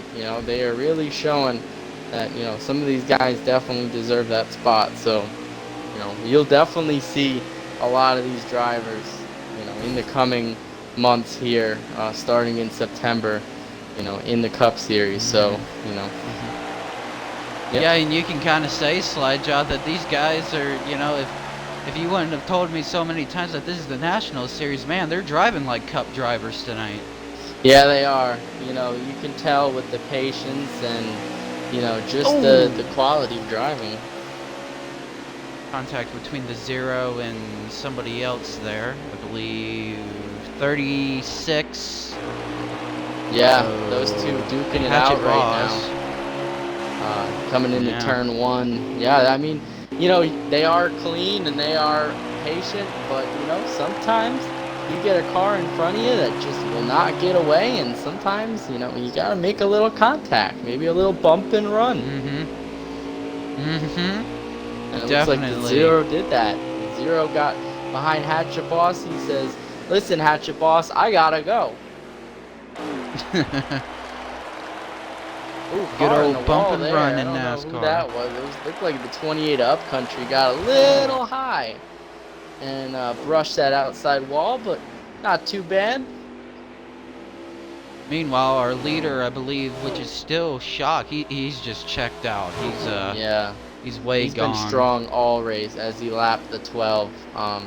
You know, he's been on rails, and I think, you know, part of that has to do with the fact that, you know, last week was heartbreaking. You know, losing it by only 2 laps of fuel. It's just, you know, it's heartbreaking. I mean, he didn't expect that Austin Kahn was going to save that much fuel and make it to the end, so he figured he might have had it in the bag, but, you know, it really shows that until that last lap happens and that winner crosses the finish line, that race is not over. Yeah, exactly. Let's see here, going through. Well, right now our leader is going through lap traffic, I believe. Picking them up and putting them down, as they say in other Ooh, sports. 3 wide between the 40, the 28, that and ain't the gonna 0. work. 28 to the apron to save it. He does. He saves it. Wow. He's still 3 wide with the 44 this time. And the 0, wow. How about that? You have a car saving it, and then he gets back into a battle like nothing happened. I mean, if that doesn't show Cup driver-esque skills, I don't know what. Well, that is the crazy part about short tracks, is that, you know, you might be in a bad situation. You go to back out, try to get to safety, and you find yourself back in the same situation. But yeah, speaking of the 28 car, Upcountry Bullet was in the Xfinity last season. He actually made the round of 6 and was eliminated in the round of 6, but, you know, he showed that he's got what it takes, and he was actually offered a Cup ride this season, but he said, not yet. He turned it down and said, I want to, you know, spend another year in the Xfinity Series, gain some more experience before I make a big run at the Cup. So, you know, Upcountry Bullet definitely, you know, he's got some smarts on him. He really, you know, he thought about the situation. He said, yeah, I had speed, I had consistency, but I just didn't think I gained all the skills necessary yet. I'm going to wait. And I'm going to wait until I've got everything all set, and then I'm going to give him heck. So, and that's what he's doing. A little bit of updates on inactive drivers here. I believe Danny and Honda, I believe they've both blown an engine. I believe they are retired. I don't hear any engine noises coming out of their cars on pit road. That's correct. That's unfortunate for them. We've got 2 cars, or 3 cars that have retired tonight in a field of 20. So still 17 cars out on the racetrack as the 03 of Bradford makes his green flag pit stop and gets back onto the track. And he was actually followed by another driver. I'm trying to see who that was that also made their green flag stop. And so many drivers to scroll through, so little time. Who is that? It's a blue car. It is the 0, a Packers fan. That's who it is. And he's followed by another driver who's getting on pit road. That's the 23 of Hodges Sr. making his green flag pit stop.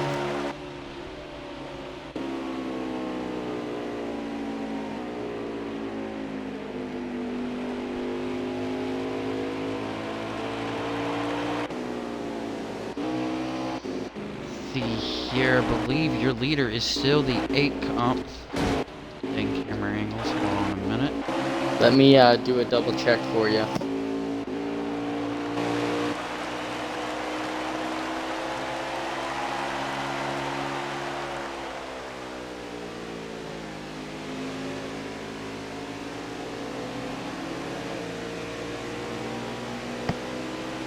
Alright, so we just confirmed 63 to go at the line. Extreme Shocks still your leader in that number 8 car.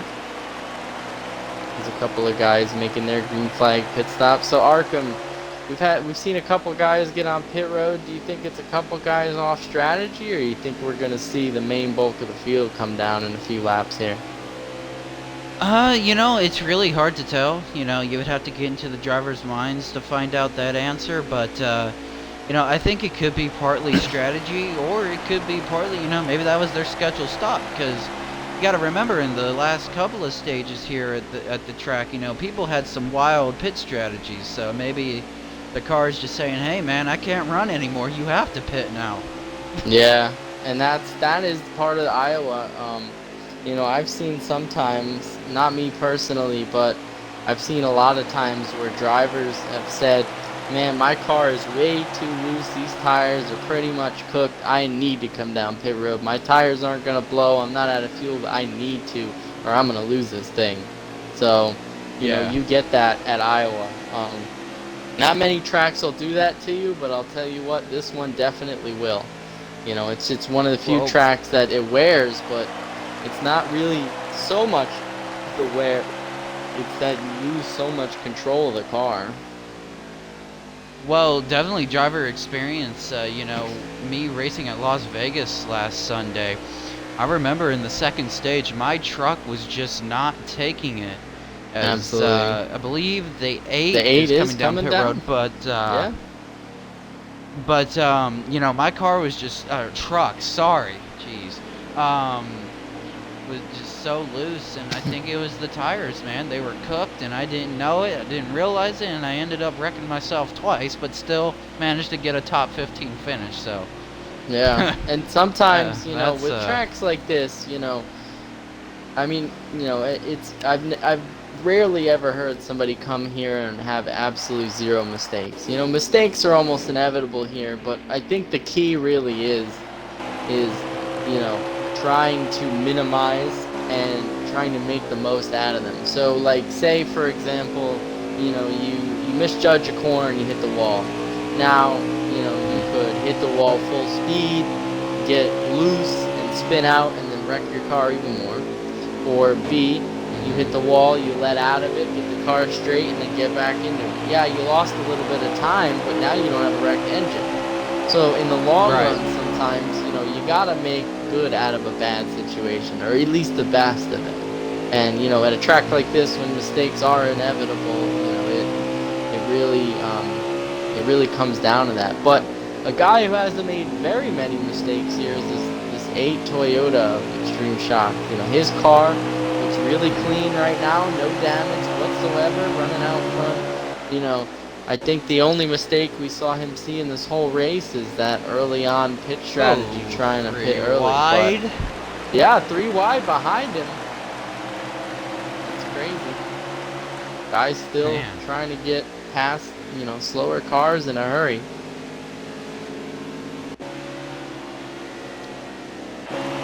Taking a look around and the one field thing, here. You're as you look around the field, one of the things that I learned, last week when I got the violation for not exiting safely, I took a positive note out of that, actually. Some drivers may be like, man, I got a penalty, but I took a positive note and I said, you know what? It's my fault. I did it, and I got to man up for it, and I won't do it again. Absolutely. I think that's exactly what the 6 car did in this race, because we saw that, he won that first stage. He looked like he had a car that could really dominate this race, or at least give Extreme Shocks a run for his money, but, he had the same, pretty much mostly the same violation you did earlier on in the race, but he made up for it. He did go a lap down. He did get it back after the stage break. So, it's definitely, a good lesson to learn and take away from a race, is that when you have a really fast car and you make that one mistake, you concentrate on that, for the rest of the races in the season. Say, I'm definitely not going to make that mistake again. And I'm actually kind of curious on what position he's in, because, he, like you said, he got his lap back, he fought back in it, and I'm not quite... Oh, a little contact between the 8 and the 0 car. Getting a little, fighting for the same real estate there coming out of the turn. But, as this race continues on at Iowa. So we just got word the 6 cars in the 12th spot right now. 12th spot. Hey, that's not bad after a penalty. I mean, obviously that's not where he wants to be, but Well, there still also not hasn't bad. been Better cars than that me. have pitted. He has made his pit stop, so I'm sure there's a couple more that are gonna make theirs. So as he makes the pass on the 23 of Hodges Sr. on the inside there, new tires versus old tires. Not even gonna challenge. And while we're at this moment in time, viewers that are watching my stream, comment in the comment section. Say, hey, is Extreme gonna hang on to this race, or do y'all think another surprise winner will come out of this thing? Let us know down in the comments. We like to interact with y'all. Absolutely. And, see what And y'all as think. as a side note, you know, if you're watching the stream right now and you want to shout out your favorite driver, you know, go ahead, shout him out. We'll see if we can put him on the stream for you. See him, you know, at least see him go around the track a little bit and see how he's doing. But yeah, shout out your favorite driver. Shout out somebody you think is gonna win. You know, who are you pulling for tonight? That's what we want to know.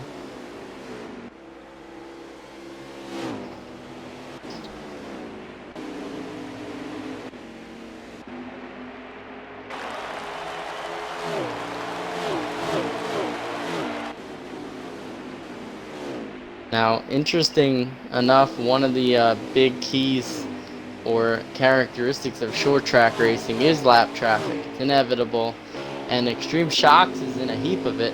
He just got past 2 cars, and he's got 2 more in front of him, so he's kind of in a little pocket here. Gotta be careful. Yeah, that's the one thing about short tracks, and I'm sure you can agree with me on this. You know, the lap traffic can get in the way. Actually, any track, to be honest with you, maybe besides the super speedways. But, you know, a lot of times those lap traffics can play havoc with the leader. But it looks like Extreme Shock's getting around them. Oh, he hit the wall, though.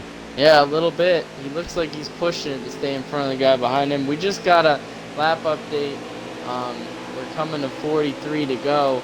But our second place driver right now is Magical Loaf in the 44. So looking from his point of view, trying to see how far he is from our leader, it looks like he's got at least a corner to go, because I cannot, following him, I can't really see the 8 car. So big distance there. Then you've got third place, I believe is actually, I lost third place, but fourth place, the 95 of Alec, doing a great job. He's back there battling a couple lap cars. And then our 5th place driver is Mustang. So a guy that had a few issues early on in this race has definitely battled back. He's sitting in a cool top 5 if he can hold on to it. And there's our 3rd place driver. That's Austin Kahn in that 25 car, last week's winner. Definitely doing another solid job tonight, holding on to his top 3. Well, I was looking on my Twitch stream here, and we have a comment from a fan. Excellent. It reads, with Nilla running out of gas at the beginning of stage 3, this is Extreme Shock's race to lose. And I think that I agree.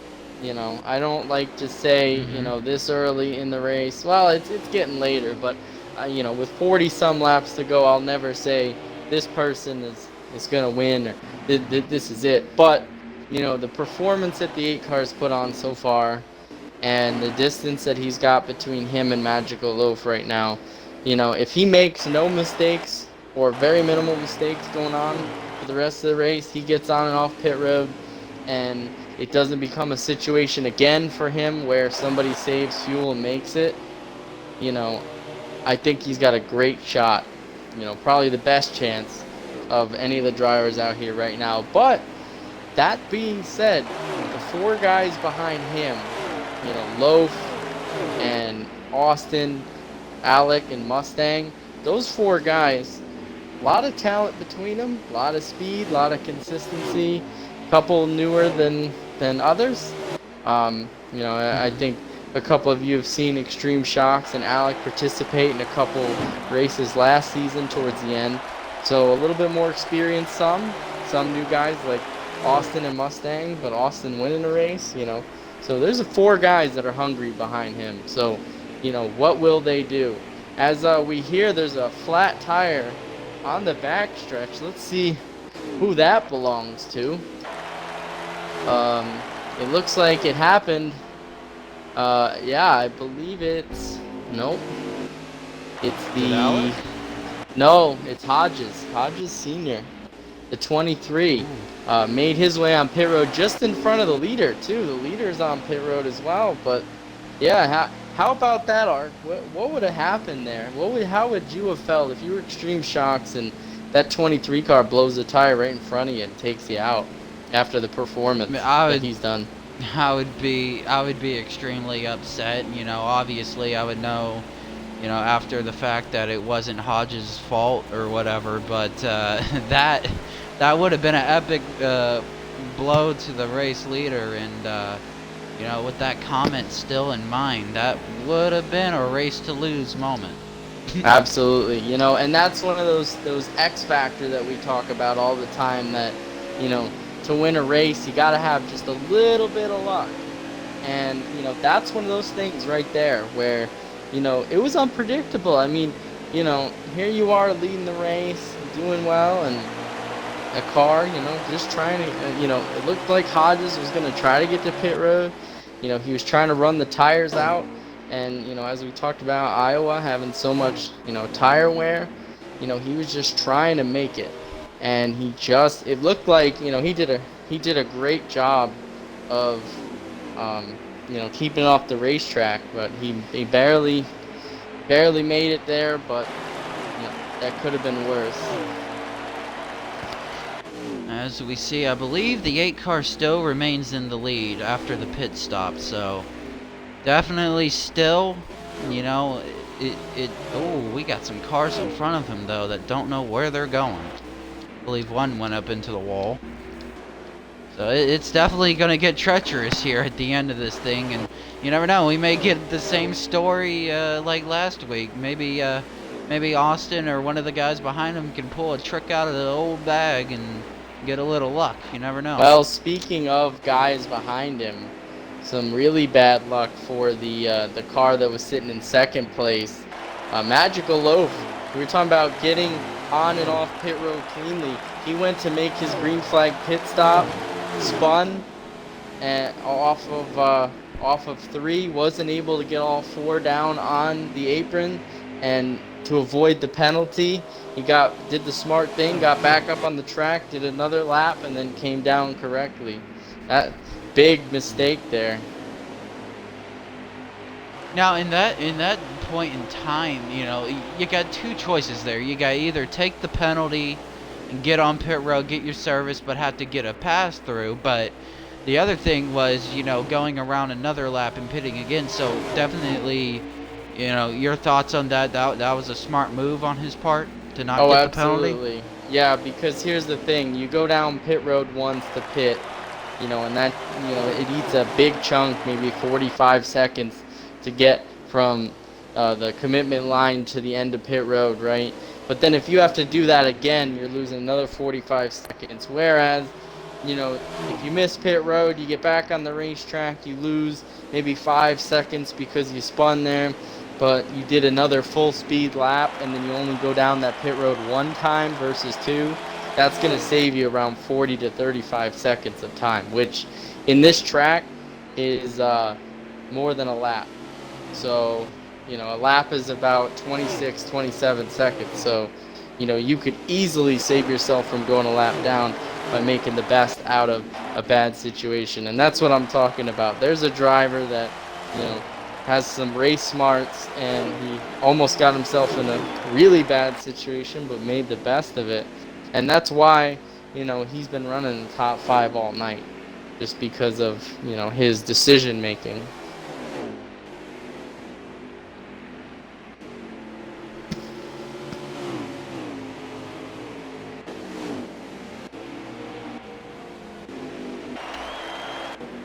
coming down to the wire. I see a couple of cars are too wide. They're battling it out for position. But mostly all the cars are single filed. Something All to right, be expected so here at the track. we just checked it out. We are coming to 27 to go for that 8 car at the line here. 27 to go. So, you know, Ark, it's really crazy just thinking that we started this race with 250 laps and we're down to the final 27. It's pretty crazy that, you know, these drivers have been able to endure this race and do so well. But, you know, we are winding down here, so, you know, we'll definitely see if this 8 car and a couple of the guys behind him, what they've got for the finish. While we're talking about this race and coming down to the finish, make sure to check out this Sunday as the Truck Series heads to the desert, Phoenix Raceway. Yes, sir. Another one of the so-called deemed short tracks. You don't necessarily agree with that, I don't think, Slide. I do actually. NASCAR doesn't agree with me. Yeah, just side personal note. You know, I just don't believe anything under 1.5 miles. You know, is anything but a short track. With one exception, I accept Darlington just because of the way it races. But you know, in my opinion, Phoenix and Gateway and Dover are all short tracks. In my opinion, they race a lot like them. So, but that's my opinion. But you know, the real important thing is that these trucks are going back to Phoenix Raceway. They haven't been there away from it that long, because if you remember, only a couple weeks ago they were here at the championship race. So, you know, it's only been a couple of weeks, so they are going back for race 3 of the summer series, and that regular season's winded down. Not only that. Wait, there's more? Yeah, there's more. Because if you had to pick any track after Phoenix, which one would you pick? And I'll tell you if it's the right track that they're going to afterwards. Oh man. Well, you know what would be the opposite of Phoenix? How about the Charlotte Roval? Oh, and you know what? That's the track that they're going to after Phoenix. Wow, so. That's crazy. Can you imagine that? Yeah, that's gonna be a toss-up. I've been preaching to the truck drivers, you know, being a truck driver myself in the league. I'm gonna say, listen, this race is gonna make or break you, baby. So you better hold on to your hats. Yeah, it's definitely been a challenge, you know, in the past. I know from racing it in the Cup Series last year in the 3rd round of the playoffs, it was hectic. It was a wild race. I enjoyed it. You know, I was a little disappointed in myself just making a couple mistakes, because it's such a tough track, but you know, it's a lot of fun. But yeah, we'll be at Phoenix and Roval with the trucks coming up, but you know, there is more, even more than that. These Xfinity guys are coming back next week, same time, same day, but this time we're going tricky triangle racing. You know, we've been to a mile and a half, we've been to a short track. How about a 2-mile, 3-corner track? That's right, we're going to Long Pond, Pennsylvania, folks. We are going to Pocono Raceway, and if it doesn't make things any more exciting, that wasn't enough, yours truly will be making my first appearance in the lower series at that track next week. So this is my official call out. Watch out, National Series drivers, because Mr. Slide Job's coming for you. He will find you, track you down, and he will beat you. Coming to the next I'm track. certainly gonna try. I really, you know, it's a long shot, obviously, because you guys can clearly see the talent in this league, in both series. But I'd like to win them all. I'd like to win all 6 of my appearances. But you know, Pocono is one of those tracks. It's tough. You know, you don't know what's gonna happen. They don't call it the tricky triangle for, you know, no reason. It's difficult. each of the 3 corners is different. You have to adjust, and it always seems to me that I can adjust my car for 2 corners, and then the third one's terrible. And if I change it to fit that one of the other ones is just going to be bad. So, it's really just about surviving at that point. But so coming up, and last announcement, we just talked about the National and the Truck Series. So some people at home are probably wondering, well, what about the Cup Series? What's going on with them? Well, after talking with a bunch of the Cup Series drivers, it was determined that a lot of them were the main guys that were racing 3 times a week last season. For 30 weeks, they were exhausted. A lot of them, have a lot of commitments in the summer too, as opposed to the fall. So based on popular opinion, we determined that, we would suspend a Cup Series system and championship and just hold open practice races, running out what would have been the 2020 summer schedule. But those will unfortunately not be streamed, and we won't count points or anything. But trust me, these Cup drivers will be working hard and getting ready to give you guys one heck of a season starting in the fall. So look out for that. We got some exciting things planned. I'm not going to reveal anything of that yet, but trust me, week 1 and on, it's going to be exciting. So look out for that. And as they get ready, we'll see some of these National Series drivers take them on as they prove themselves this summer. So look out for all of that exciting stuff coming up. Yeah, and that's another reason why to stay tuned for the Truck Series and the National Series every week, Sunday and Wednesday, because some of these drivers that you watch today, like the likes of Extreme Shock here in the lead, and others like Nismo and drivers like that, they may find themselves in the Cup Series. So you may be watching pre-Cup drivers here.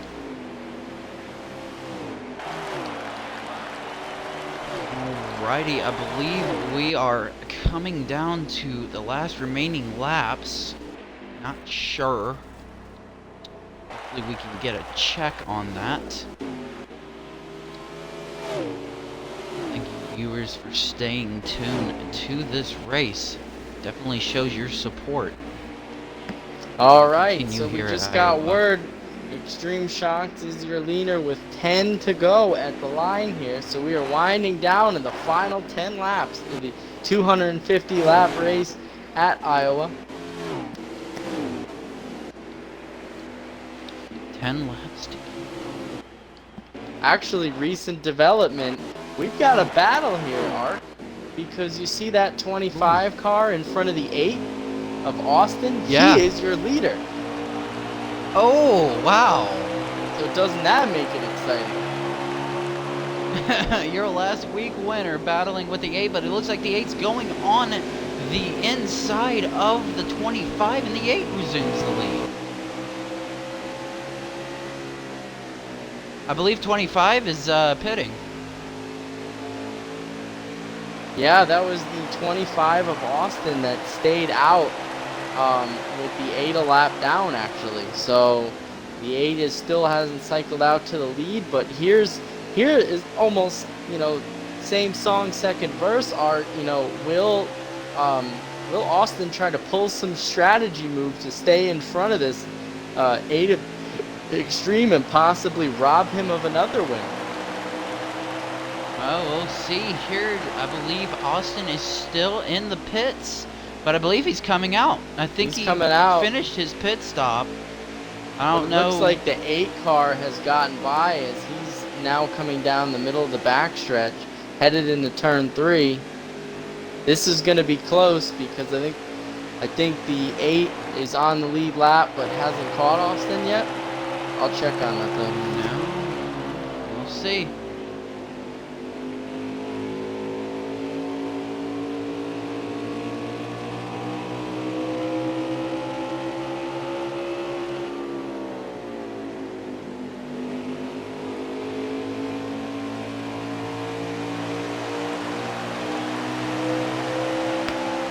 Alright, so we just got word the 8 has cycled back to the lead.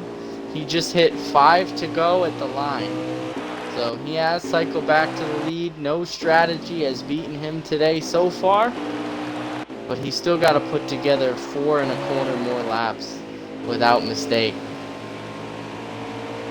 Yeah, we got a lot of antsy drivers up here in front of the 8 car, and you never know. Mistakes can happen. You know, you think you already won this thing, and something else happens, so we will see. You And never you could know, lose the a 8 car tire. may have to calm down. You never know. You never know. I mean, that's one of those things. Maybe you try to save fuel. Maybe you lose the tire. Maybe a lap car gets impatient in front of him. Who knows? But we'll see in 3 short laps as we've got 3 to go at the line here. We are following that 8 Toyota of Extreme Shocks. He was in this position before, and with 2 to go last week, he had to come to pit road and make that final pit stop, and Austin stole the lead from him. So will he get the win tonight and come back? Here we go. 2 to go. 2 Pit to road go. is closed. Pit road is open. Oh, That yeah, rule that's was right. changed from last season. That is one of our changes Oh, that but we we got a made, lap so. car. Oh, And the lap car hit in the wall trying to move out of his way. Oh yeah, but the 8 car doing a great job to get clear of them as we come to the white flag, sponsored by Fast Family Racing League. As he comes down into turn 1 and 2, pretty much clear in front of him, 2 cars in the distance, but that 1 car, that's a lap down, giving him a little bit of distance, giving him some room, keeping it clean through 3 and 4, Comes coming to the line. final turn here, and your winner, Extreme Shots, Extreme wins Shots. at Iowa. In the 8 car, What a wins his redemption run. first Fast Family race at Iowa. What a job for him to come back. He really dominated that race. He didn't make many mistakes, if at all. You know, he pretty much ran a perfect race as much as you can at Iowa. What a great job by him. Alrighty, stay tuned for. Well, I don't know if we're doing that. Hold on. Don't want to second guess myself here, ladies and gentlemen.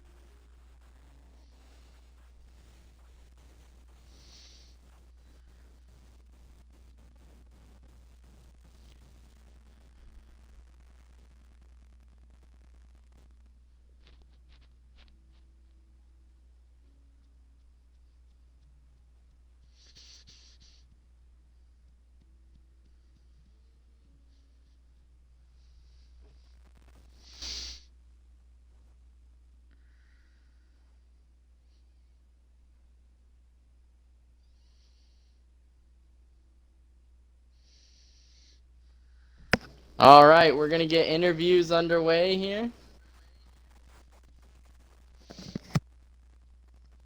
And I just want to make mention, guys, for announcements, a little bit of surprise. This has been the longest broadcast of Fast Family Racing at 140 minutes. Not the longest So. ever. Remember the championship No. race? 3 hours. No. But the longest So far this other season. race then, yeah. All right, Get I all am the drivers. getting those drivers in here. Make as sure many to of them as include I all of can. the guys. I think I got them in. Yep. So, folks, bear with us as we get all the drivers in here. Get some interviews going. Everybody popping in, make sure you include your audio in. Make sure to include that audio. Hey, Alex not in here yet. Give us 1 second.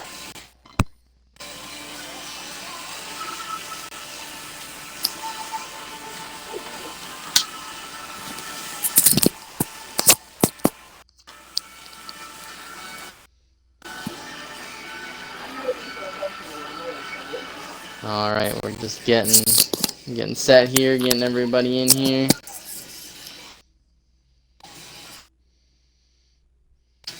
All right.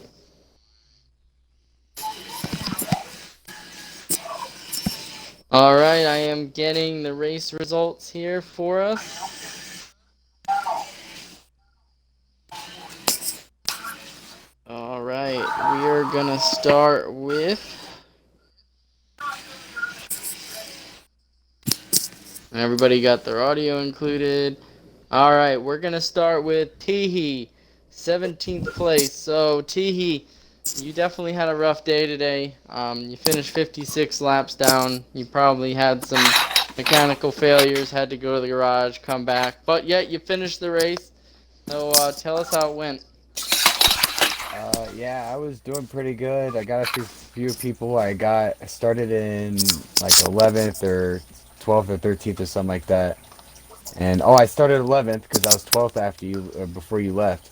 So I was 11th, and I went up to about 8th, 7th place, and I just got wiped out every restart from there on out. And I mean, I got back together, but I was just so many laps down. I just kept having trouble. Um, Tried to survive with damage, didn't work out. So Yeah, it's that's how I definitely ended a up tough there. track. A lot of skill to get around this place clean. So, but you finished, so nice Yes, job. sir, I did. Thank you. All right, you're welcome. All right, Ark, why don't you take? What do we got in here? How about you take General Twinkie, 12th place? General Twinkie, you finished 12th place today. Not a bad position. Obviously, you wanted better, but can't complain at a track like Iowa. Just kind of go through what your day was like today. The Kelly Blue Book Ford GT Mustang was actually pretty quick today. That first caution that we had to go through kind of set us back in the middle of pit stops. While we were cycling through, the caution came out with us 2 laps down, so we pretty much had to battle the way back the rest of the day. Had a pretty quick car, honestly. I feel like 5 around there, but battle back from the bad pit stops didn't work out in favor. We'll bounce back next week. Yeah, definitely bouncing back next week. I believe next week is Pocono. Is that correct? That's Slowjob? correct. Pocono is We are next back week. at Pocono next week. So definitely can't wait to see how you run there. All right, so we are here with Packers fan. So Packers fan, you came out with a top 10 today, in 10th place. Not a bad start, not a bad position, especially with how tricky this track is. So how did it feel to get a top 10 today? Hey, it felt good. I'm not gonna lie, it really did. And I started at the rear of the field because I had some trouble qualifying. I fought to get my lap back. I did, and I just picked my way through the field, avoided some wrecks, kept the car clean, and eventually came out of the top 10. So I'm really, really happy with it, honestly. And I think I ran like the third fastest lap too. So pretty happy with the overall day. Man, my car just went away from me in the long run. God, I just ate the right rear tire up and just I couldn't get back the gas halfway down the straightaway. So overall, good short run car, but ready. Looking forward to next week. All right, yeah, that's definitely Iowa for you. The tires going away quick, but you definitely had a fast one, so congrats. All right, why don't you take Nilla stage winner, Art, 9th place. Alrighty, Nilla, you won stage 1, and then you ran into that pit road violation that you encountered, unfortunately, and from there it just kind of seemed like you couldn't get back up to the lead. But kind of, tell us how your day went, and what was your thought process after the penalty occurred. Yeah, the number 6 Valvoline was super fast again. That's the second week in a row that I managed to pick up a stage 1 win. Stage 2 there, I made a last second decision to make a pit stop, and I guess I had gone a little bit past the designated area, and I wasn't going to argue. So I just took the pass through the next time by into green, put me a lap down. Mm-hmm. Then when the caution came out, I stayed out to get the wave around. But apparently, because I knew I was short on gas, but I thought I had a lap left because whenever the stage flipped, it said I had one lap, so I was just gonna pit on the first lap, but I wanted to get my lap back, that's why I stayed out.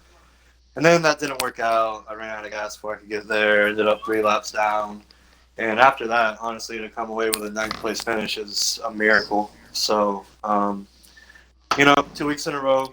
I don't think my finish shows how fast of a car I had, but shout out to my teammate for picking up the win. Good job, Ren. Alrighty, Nilla, good luck at Pocono next week. Alright, Slide, who's the next driver? Alright, we are going to talk to... Hold on. We're going to talk to Mr. Upcountry Bullet. So, Mr. Experience coming away with a 7th place finish today. You had a really decent car there. Kept it pretty mistake-free for the main part there. We watched you save the car in dramatic fashion at one point. I remember you were 3 wide and kind of got shoved into the grass, was sideways. And then went back into a battle. Yeah, and then kept it back on the track and popped right back into another 3 wide battle. So tell us how your day was and how you were able to save the car there. Yeah, I mean, this 28 battling forward, it was bad fast today. We just got caught up in that first stage caution melee there and got trapped down. I seen 19th place at one point, 3 laps down. We had a fast car and just kept knocking them down, got the laps back, and finished 7th place. Honestly, feels like a win for me tonight. I felt like I had a top 3 car for sure, but I'll take this and hopefully go on and get a better result next week. Absolutely, you definitely showed a lot of speed and a lot of resilience today, so definitely what we expect for a veteran in the Xfinity Series. Alright, now we're gonna talk to... who we got? Ark, why don't you take Nismo, 5th place today? Nismo, you finished 5th place. Not a bad positioning at all at Iowa. Just kind of go through what happened today and what do you think about a 5th place finish? 5th place, it turned out about where my speed was in my car. I tried to get Nilla early on that stage win, pushed it a little bit. Ended up 2nd on that first stage, 3rd on the 2nd, and I'll walk away with the top 5 and be happy. Alrighty, best of luck to you next week at Pocono, as I believe we move on to our 2nd place driver? No, we are going to talk to our 4th place driver. We've got Mustang 501 in the house, who came away with a career finish of 4th place. The first car lap down, though. So Mustang, you had a really fast car, too. You kept it up front pretty much most of the race. Tell us how your race went today.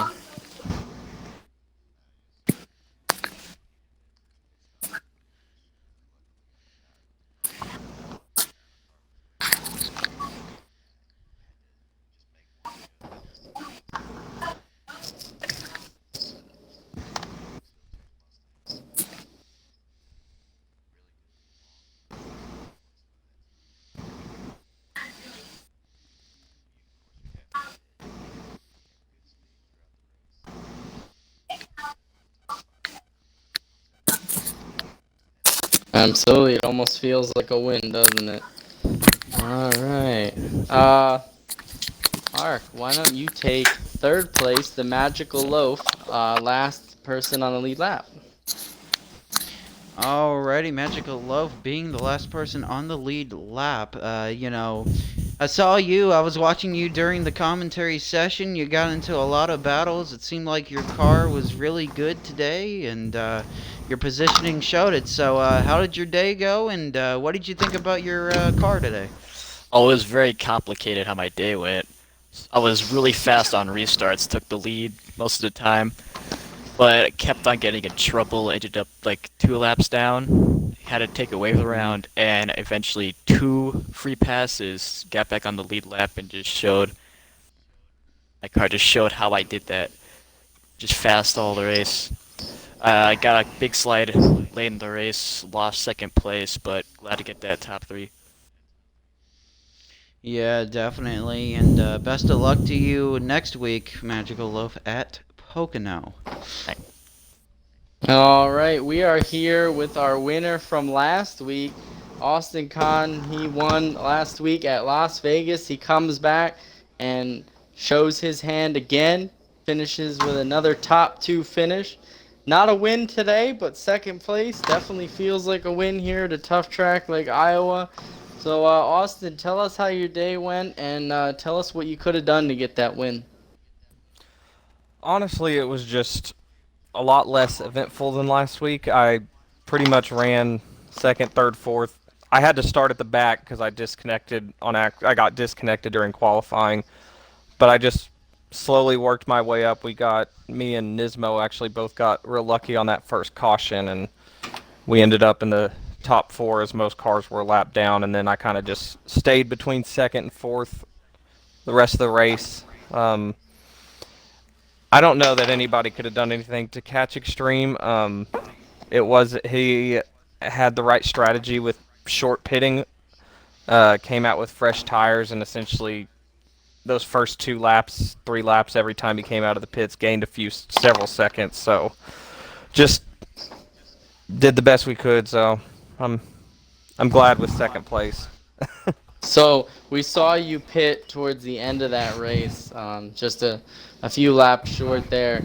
It almost was actually the reversal of what happened last week. So do you think you could have maybe done it twice and saved enough fuel there at the end, or was it just impossible? I probably could have made it without stopping, but it wouldn't. Extreme had such a massive lead that he probably would have caught me the amount I would have had to slow down. So, I mean, he won by 16 seconds, and I took 2 tires on the last stop. So even if I hadn't pitted, he had such a massive lead and on fresh tires, he probably would have caught me. Yeah, definitely an advantage of fresh tires at a track that eats tires like this one. So you did everything you could. You left it all on the track, and 2 top 2 finishes in a row. Not a bad way to go in the beginning of this season. So congrats to you. Appreciate it. No problem. All right, Ark, you take the lead. We're going to talk to our winner and stage 2 winner. Yeah, not only your Stage 2 winner at Iowa, but your actual winner of the race, Extreme Shocks. Man, I tell you what, last week was disappointing. It didn't go your way, but tonight you got your redemption run. You won at Iowa. Tell us how you're feeling right now, man.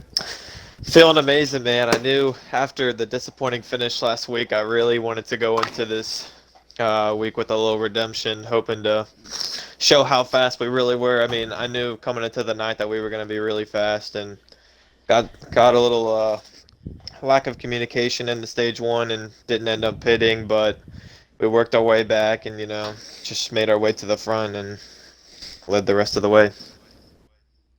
Yeah, definitely. Mr. Sledgejob, would you like to ask our winner a few questions? Yeah, so one thing we were talking about during the race was it was that first caution there, and you elected to stay out, and you were the only car to stay out on that caution. So tell us what went into that that decision, and did you learn anything, and what was that all about?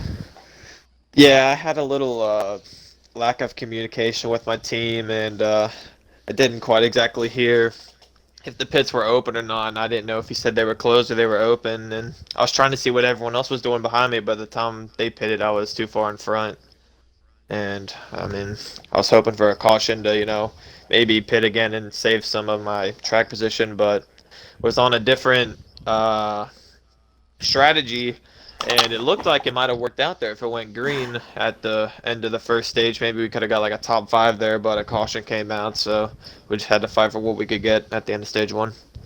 Yeah, it's definitely tricky being the leader and not knowing what the guys behind you are gonna do, and then the worst scenario is kind of what happened to you is you look back and there's no one. So we saw you drop like a rock after that, but it seemed like you definitely learned from that, and every other caution after that, you came down to pit road and sealed it. So, nice job for you. So, I guess my final question of the night for you is, for those of you watching at home, what do you think, being so dominant at Iowa, what kind of tips or advice would you give to the guy out there that, would like to be as fast as you at Iowa?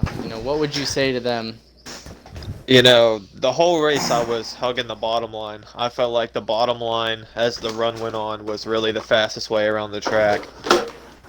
And I noticed that in qualifying too. Me and John were doing some testing before, and we figured out, the more you could really hug that bottom line, the faster you could get. But I mean, I probably could have got down to a 23.5 for qualifying, but I just feel like hugging that bottom line really helped me as the race went on. And did you experiment any with the top? Because we saw all race long people were using the middle and the top, pretty much every groove of that racetrack. So during the race or during practice, did you experiment with the other two lanes and, try them out? Yeah, I'd say I tried them out a little, but I was just most comfortable around the bottom the whole time, and I realized, I wasn't losing too much time coming out of the turns with the guys on the high line getting the runs, and I was managing to stay with them, and then I would get the advantage going throughout the run, so I just decided to stick with it. Nice. And actually, I just thought of one other question. We were talking a lot about this one. So at one point, you were very far in the lead, and a car blew a tire. It wasn't directly in front of you, but it was on the same straightaway as you. Did you see it, and were you nervous at all that might have ended your race? I think I saw what you were talking about. It didn't really scare me as bad as what happened last week when that car shot up in front of me when I was in the lead, but that last 40 laps, all I was thinking was last week and another caution was going to come out. So, it always gives you a little bit of a scare, but it didn't concern me too bad. Yeah, we definitely, never would have predicted going the entire stage 3 caution free, but everybody did a fantastic job out there keeping all the cars straight and racing hard. So, but congratulations on your first Fast Family Racing win, and we hope to see you back here in Victory Lane in the coming weeks as we head to Pocono. Yes, sir. Yeah, Thank you. Next week at Pocono, Extreme Shock's your winner. That will do it for us tonight. Make sure to tune in this Sunday coming up. The Truck Series goes to Phoenix, and then these same guys next Wednesday, a week from now, goes to Pocono, like we've been saying. So make sure to stay tuned, and we will see all you guys Sunday. Have a good night, everybody.